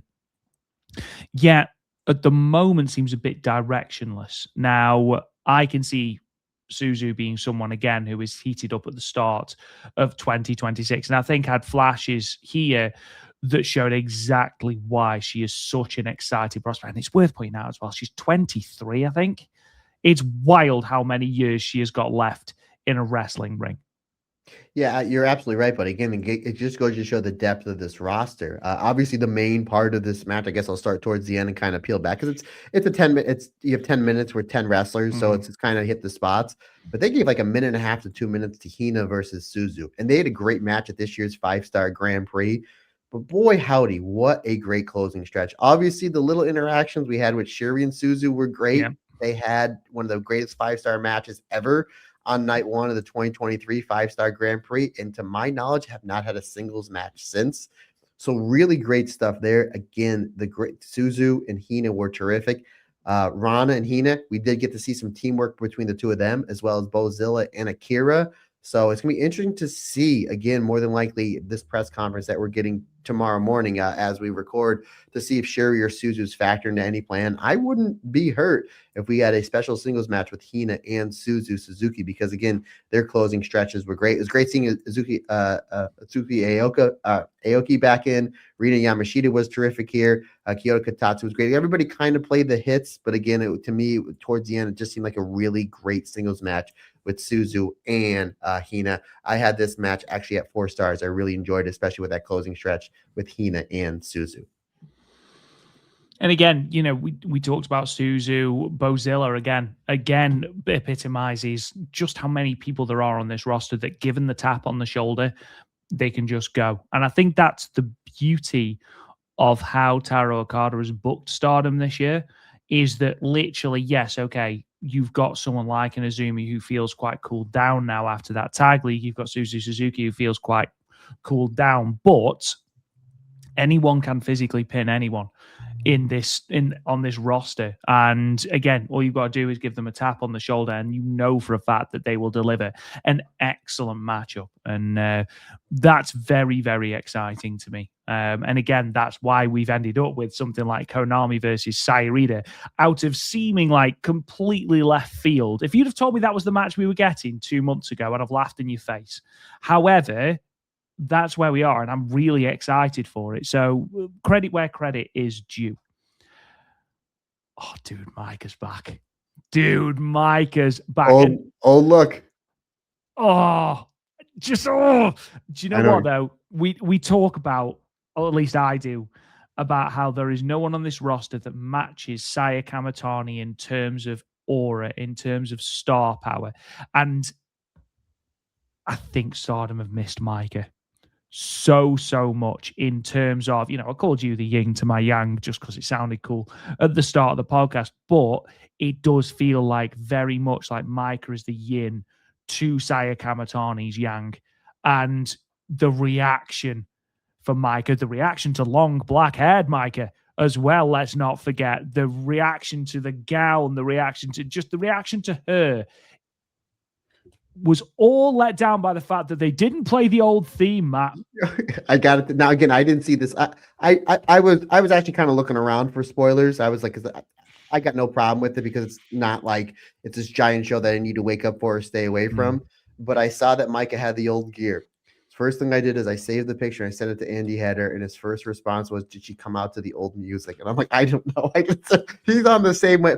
Rob, we're one thing at a time, buddy. One thing out, because you got to think about it. In this match, you had a returning Micah with the old look, a returning Xena. We had Soriano breaking the rules, beating up Saya Kamatani with a chair, and we get that in a second, and then Micah pinning Saya Kamatani. Would your head have been able to take it if she came out to the old theme, and then we had 2 phenomenal matches back? Too much. I think it would have been too much for you. I think you would have been overwhelmed. Maybe Rob Goodwin at the press conference, she comes out to the old theme. Maybe. I'd have taken a 2-minute DQ if Mike would have come out to their old theme, mate. But in all seriousness, this is the star power that we've needed to oppose Saya Kamatani. Because as good as this roster is, no one has felt like they can beat Saya Kamatani. As good as Natsupoi is, as good as Azumi is, as good as Suzu is, no one, with the exception of Tam, has felt like they can beat Saya Kamatani. That's your one. That's your one, Mr. Turner. That is your one Tam compliment. I'm not even wearing a watch. It says 10 time. It says 10 time. But Micah feels like she can. And she does feel like that babyface star that Stardom have needed to oppose Saya. And it all just came together. The entrance, the aura, and then she comes in and kicks ass, which is great. And then Xena comes out. And yes, I pretty much knew this was going to happen. It had to. But 14 months on the shelf. Micah did an interview with Tokyo Sports that we talked about last week, about the effect being out for that long had on her mental health, watching all these people do what they were doing and watching the company progress without her. Think about that, what that must have been doing to Xena for 14 months. And it felt like as well, it came at the worst. Like, there's never a great time to have your knee blowout, and, being out for 14 months, it sounds like it was a complete ACL just blow up. But she felt like she was just riding the crest of that wave. She just had that great high-speed title match. She just had a really good 5-star Grand Prix. It's so good to see her back. It's so good to see her happy. That obviously Micah's entrance was brilliant. I'm so excited to have Micah back. But it's like with Matoy and with Anne, it's just the joy. And there was no character there. There was no, it was pure, unadulterated, just happiness. The fact that people were reacting to her, the fact that she was back. I am so, so happy for Xena. So, so happy. And again, we get to see people chopped into spaghetti bolognese, which is always good fun. Yeah, I mean, obviously, a lot to unpack here with this match. No disrespect to the final two matches because they were great. They were the two best matches on the show. But once Micah's return was announced, this is what sold out Korakuen Hall. She made her announcement. I think they said within in 3 hours there was like 20 tickets left. So again, Micah is a proven draw. There's a lot of wrestlers that are proven draws. Soriano, Natsupoi, Izumi, obviously Kamatani, Momo Watanabe, Starlight Kid, and so on and so forth. But Micah might be the biggest baby face in this company, either her or Starlight Kid. It's obviously this is a question that maybe we'll have answered in the next 5 or 6 months. Maybe we get a Micah versus Starlight Kid special singles match in Ryogoku. Maybe I'm getting ahead of myself, Rob, but a lot of stuff I want to talk about in this match because again, I didn't see this live. And I guess apparently not a lot of people either did, because I know obviously they read the results, Micah getting the pin over Saya Kamatani, and everybody's like, they buried Soriano. And I'm like, okay, did you see the match? Okay, no. Okay, let your Uncle MT explain to you how wrestling works. Soriano could have cheated twice in the semifinal match in the 5-star Grand Prix. Momo Watanabe used the baseball bat. Soriano had the opportunity to use the baseball bat on Momo Watanabe, and she didn't because she wanted to play fair. Ultimately, it cost her. What did Saya Kamatani say to Soriano last week when she pinned her? She said, you're not ready for this. You're not ready for that. You're not ready to get down and dirty. Very much like how Tam told Saya Kamatani back in 2021, where she said, I'm paraphrasing here, Rob, obviously you know a little bit better than me because you wrote a book in the year 2021. Basically, you're not tough enough to really get to that next level. That's kind of like what Saya told Soriano. So this match was great, don't get me wrong. And I spend 20 minutes talking about a 13-minute match.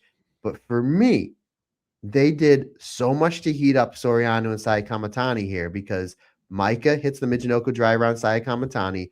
The ref gets pulled. Who goes to check on the ref and beat up all the members of Hate at the same time? Soriano.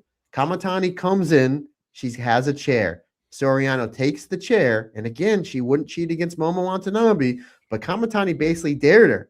Hey, bend the rules a little. There's no ref here. And Soriano lays waste to Saya Kamatani. She did. It was very much a case of Saya going, go on, I dare you. And Soriano, without blinking, just went, yeah, right, bang. And then there's this really great spot that leads to the hammerlock Michinoku driver where basically Soriano almost like Van Daminators the chair into Kamatani's face, and Micah hits a lariat at the same time, which I love, and that leads to the hammerlock Michinoku driver.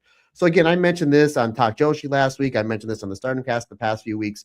What they're doing with Saya Kamatani is exactly what the NWA did with Ric Flair, where you just stack a whole bunch of baby faces against her and make it look like any one of these wrestlers can beat her for the belt and nobody would complain. If Natsupoi won the championship, I don't think anybody would complain because it's Natsupoi. Izumi, Soriano as well, and now we have Micah. They did the same thing with Ric Flair, whether it was Sting or Terry Funk or Ricky Morton or Nikita or Magnum or Dusty Rhodes. You see where I'm going here? And it all worked. And what did the NWA do?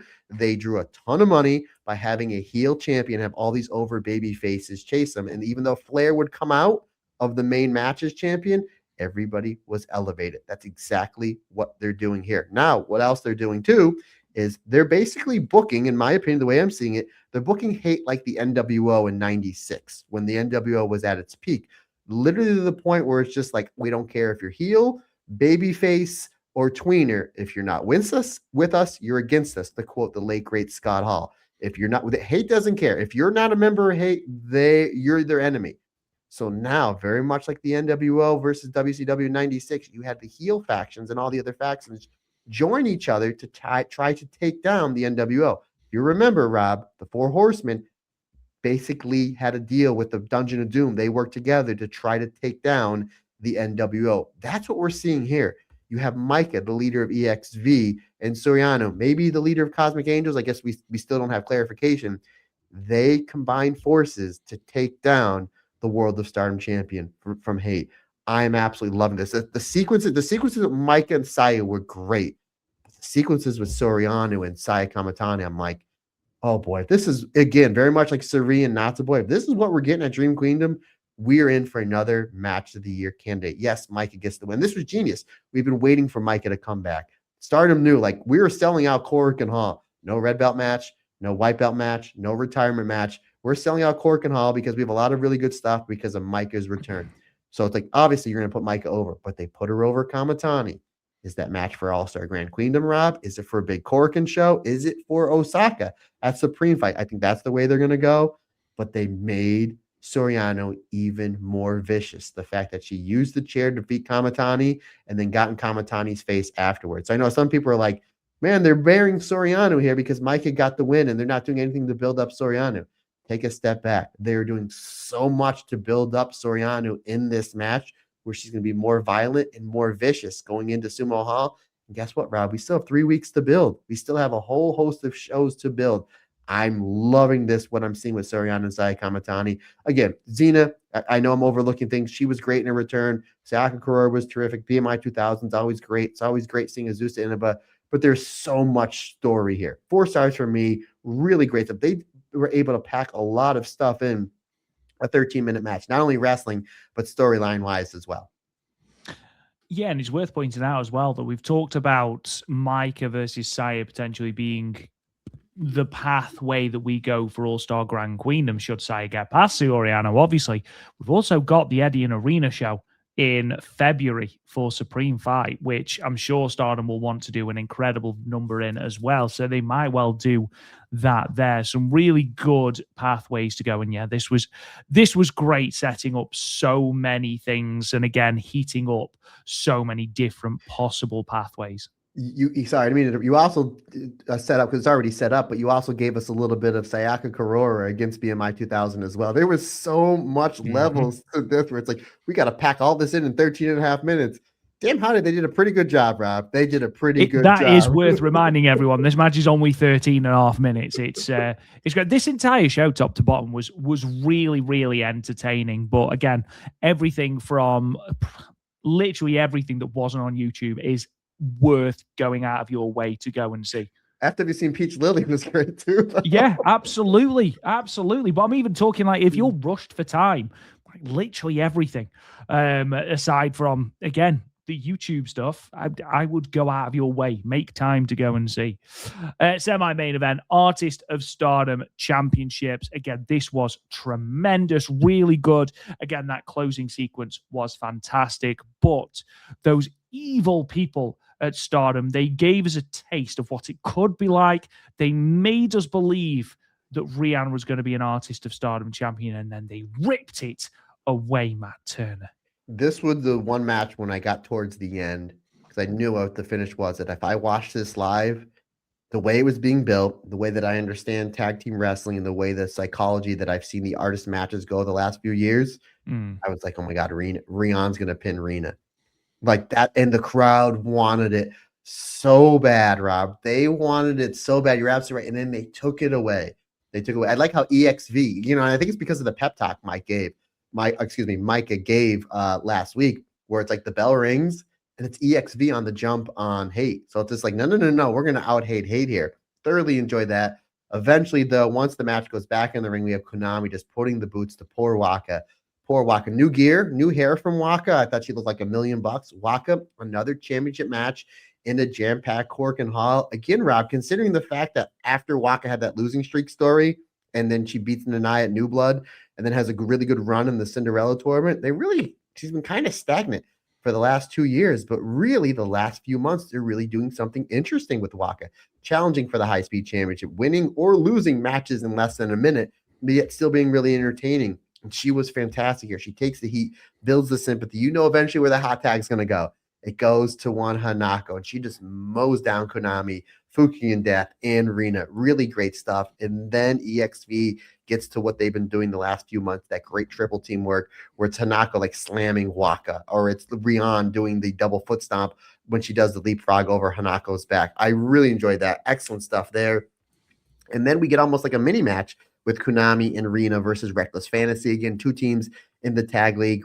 Excellent stuff there. Fukin Death, she comes in and she just adds so much to these matches. Like she is like the extra ingredient that really adds so much to these matches because under any guise that she's in, she's one of the most tenured wrestlers of this roster. And she understands where to put the little things to make them mean so much more, especially in the fact when you have young wrestlers like Rina, like Hina, like Hanako. Basically, you can tell where she was adding in that extra spice to make this match really, really good. We get the double dives towards the end, and now we're building. And you're right, buddy. Almost 22 minutes.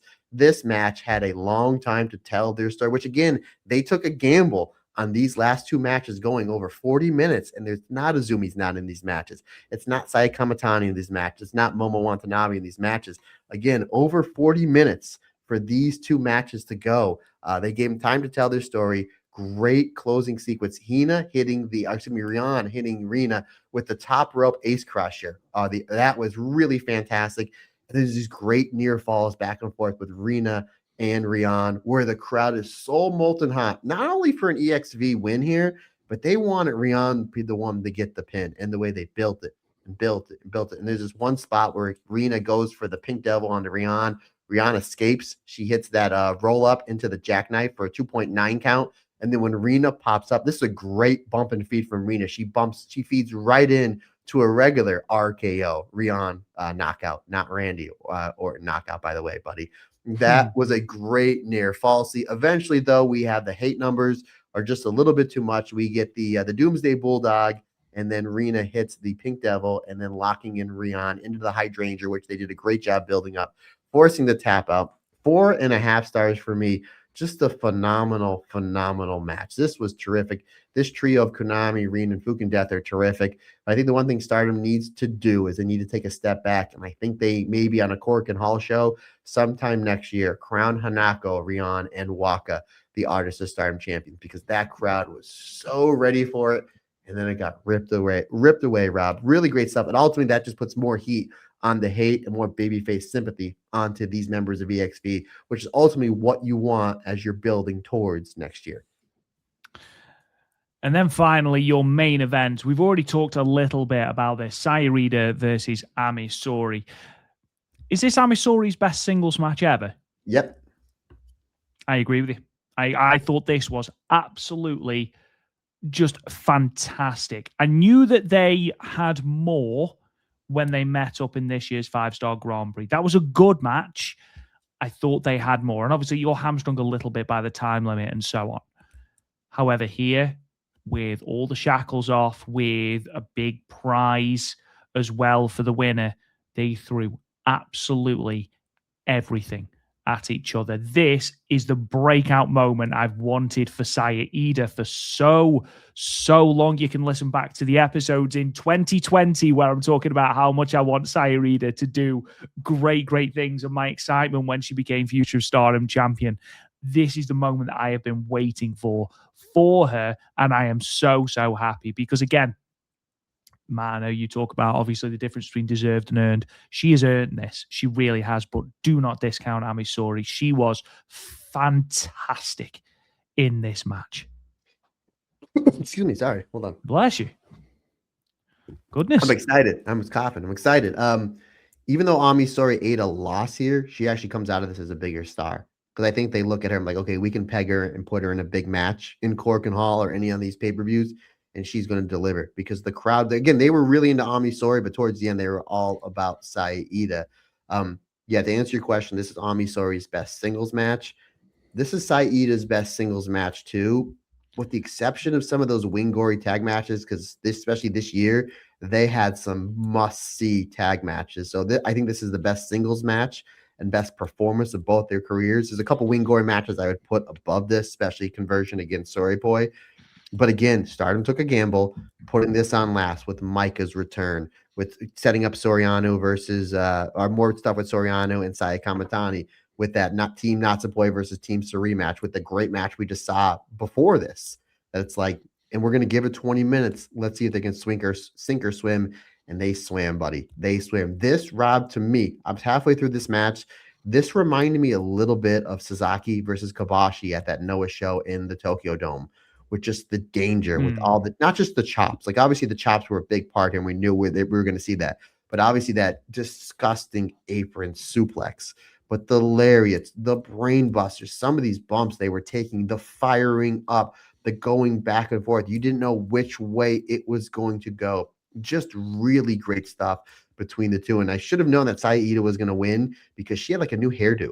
You can tell that she spent a little extra time doing her hair for probably the biggest match of her career up until this point. Now, obviously, the biggest match of her career will be taking place at the end of the month. But this was just really great stuff back and forth. Ami Sourei hits like this swinging big boss man slam, almost like the Abyss Black Hole slam.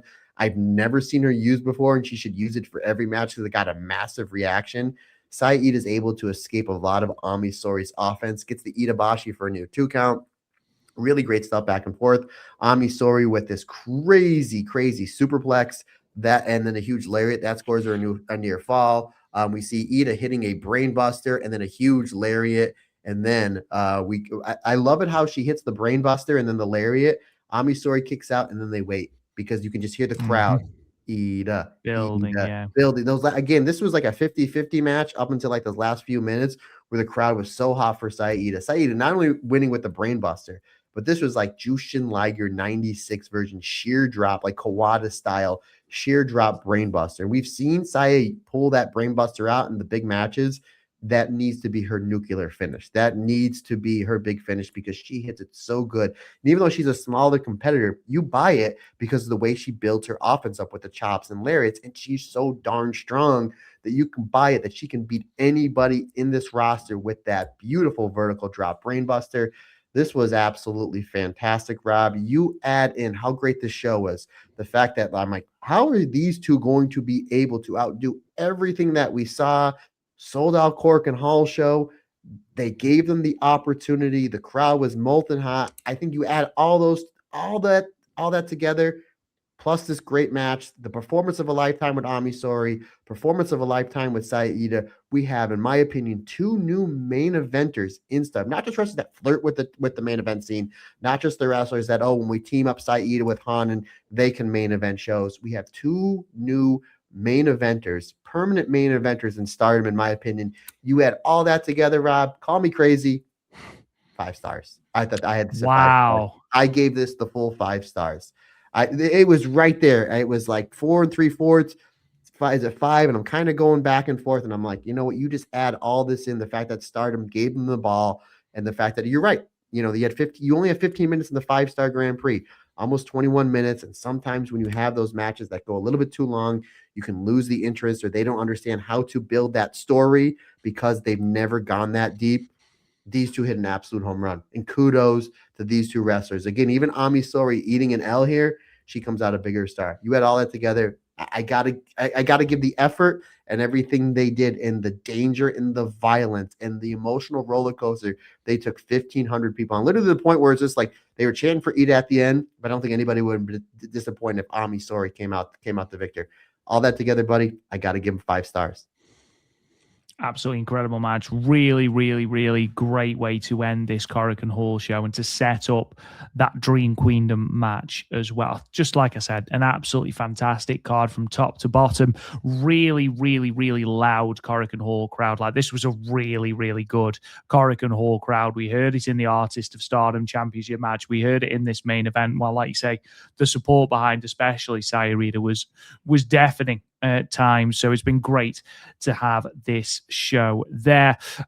Just a reminder then, ladies and gentlemen. Oh, I thought there was another slide. There isn't. Just a reminder then that obviously we've recorded this on Tuesday, the 9th of December. The press conference for the remainder of the matches for Dream Queendom is taking place tomorrow as we record. So this will drop and you will already know the matches for Dream Queendom before we do. So we'll talk about them next week. Just a reminder, the current card is Saori Anou versus Saya Kamatani for the red belt, Saya Iida versus Konami for the white belt. You have got Fuwa-Chan versus Hazuki, Saori versus Natsupoi, and you've also got the Goddesses of Stardom Championship match, BMI 2000, defending the belts against Saya Kurora as well.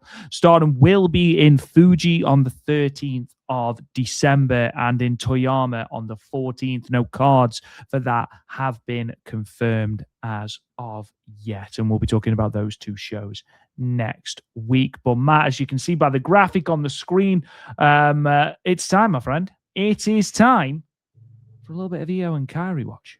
Yeah, we got two segments. We got SmackDown and Monday Night Raw. And again, thanks to Darren Chatton for giving me the time cues on said segments. SmackDown, we have Kairi taking on Alexa Bliss in a singles match. Really good stuff. Chain wrestling to start, and then we get some slap exchanges, which doesn't end up well for Alexa Bliss. Eventually, the match spills out to the floor where Kairi hits the Tokyo Slam on the barricade. They're really letting the women kind of do some of the crazy Stardom spots in some of these matches. That is for sure. Really great stuff there. We go to commercial break, and then we come back from commercial break. We have Kairi and Alexa Bliss fighting on the top rope. I don't know how they got there. Regardless, Kairi wins the top rope fight. She hits the Marine Spike for a 2 count. Alexa Bliss fires back up, making her come back with some forearms in her version of the natural selection, a flipping neck breaker, which I thought was great.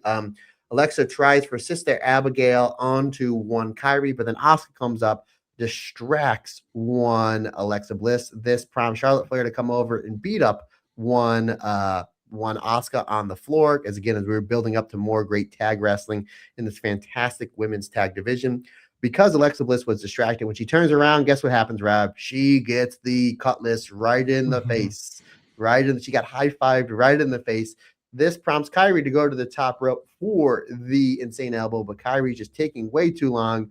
By the time she comes down with the insane elbow, Alexa Bliss is standing up, and she catches her. By she, I mean Alexa Bliss catches Kairi into the Sister Abigail for the 3 count. A really, really good match. Wish it got a little bit more time, but I thought they maximized every single second they had in the ring. Rob, it was about this time yesterday that I was reading what was on tap for Monday Night Raw. Nothing with Io, nothing with Kairi. So I kind of figured, well, maybe they have the night off. Then you find out at about 15 minutes into Monday Night Raw, we were having a special singles match with Io versus Kairi. And again, we have not had these two wrestle each other in WWE since they left Stardom up until maybe a few weeks ago where they had a singles match. Now we have another singles match. And as good as their match was about 2 months ago, this match was even better, Rob. It starts off with a big lockup, and now I am in. Because I was like, oh, Io and Kairi, I don't know, I guess I'll watch. I guess they're okay. And then they lock up, and now I'm all in. Just kidding, folks. So big lockup to start. They play on the fact these two know each other really well. Like they're trying for strikes, they're trying for certain moves, but it's just counter for counter for counter because obviously these two know each other quite a bit. However, Io gets the first advantage when she does the Azumi leg trip into the one leg drop kick, which we see Azumi start out a lot of her matches with, or do start up some teamwork with O2 line. So obviously Io, like Jake Roberts would always say, if you know we're going to steal your stuff, steal it from the best stuff. So good job, Io, watching her Best of Azumi VHS tapes, because I imagine Io probably still owns a VCR. Anywho, back to this match we go. This match eventually spills out to the floor. Kairi gets the advantage with an apron forearm. We get back in the ring where Io makes her comeback with some palm strikes, and then she hits the springboard drop kick onto Kairi. Io then follows it up with the bullet train. That scores Io a 2 count. We do have Io goes to the top rope for the moonsault. Kairi stops the moonsault, and she hits the Marine Spike onto Io. That scores the Pirate Princess a 2 count. Io comes back with some more palm strikes and hits a big buzzsaw kick. That prompts Kairi to go to the apron. We get an apron fight between the two. Like I said, Rob, they're just letting the women do whatever they want over in WWE. Io hits a German suplex onto the apron, which, as you know, Rob Goodwin, is the hardest part of the ring. Thoroughly enjoyed that, but that wasn't enough. Io then hits the Ase moonsault onto the floor, onto Kairi. Io then goes to the top rope for the over the moonsault, but Asuka, very much like she did with Alexa Bliss, distracts one Io, and then Rhea, very much like Charlotte Flair, she comes over and beats up Asuka. All Asuka's doing is trying to help out her friend, and she's just getting beat up from Charlotte Flair and Rhea Ripley. I don't know what's going on, but then there's this really cool spot with it looks like that Kairi's going to go for the Marine Spike again, but Io is able to almost do like a little hurricanrana flipping Kairi off the top rope, and then that opens up the door for Io to hit the over the moonsault for the pin. I thought this was really good. The match was only about 11 or 12 minutes. Definitely go out of your way to see it because it was really terrific. I actually gave it 4.25 stars. So 2 really solid matches from Kairi, but especially the match with Io was really, really good. It's nice that Kairi's getting the spotlight because it has felt very much like Io Shirai is a distant number 1 and Kairi is sort of way back as the number 2. So it's nice to see that she's getting the exposure that I think she does deserve. So great to see. Thank you very much for that, Matt. Ladies and gentlemen, that does bring us to an end of our podcast. Just one show to review, and that means that we've actually managed to clock in at just under 2 hours. So there you go, Matt. It can be done. They said it couldn't, but it can. Ladies and gentlemen, we will be back next week. Thank you so much for listening. We truly do appreciate every single one of you. If you haven't already subscribed to the podcast, you can get your subscribe wherever you can. We are literally everywhere. If you could leave us a 5-star review and a comment, that would really help us out. It's a completely free way to help out the podcast. You can also subscribe on Patreon, patreon.com/the Stardom Cast. We can get all these episodes early and ad free for as little as $1 a month, as well as a whole host of bonus content as well. You can find us on social media at the Stardom Cast, apart from on Threads, Blue Sky, and Instagram, where we are on Talk Joshi. You can talk to me on Twitter at RealRobGoodwin. Matt Turner, where can they find you, good sir? And please, sign us off. Rob, to answer your first question, where they can find me is anywhere I'm sitting down because I will be reading the book Building Blocks, 50 of Wrestling's Greatest Matches by one Mr. Rob Goodwin. Get it on Amazon. It is the holiday season. Folks, questions, comments, suggestions. You want to talk about Building Blocks. You know how to get a hold of me. Matt Turner OF on the Instagram and the Twitter is the easiest, fastest, and best way to get a hold of me. Or you can shoot me an email. The email address is thestardomcast22@gmail.com. Folks, that's going to wrap it up for another fantastic episode of the Stardom Cast. We greatly appreciate your support. Can't do without you. It's like I always say, just not my podcast. It's our podcast. Because when all is together, everybody's different. Everybody's special.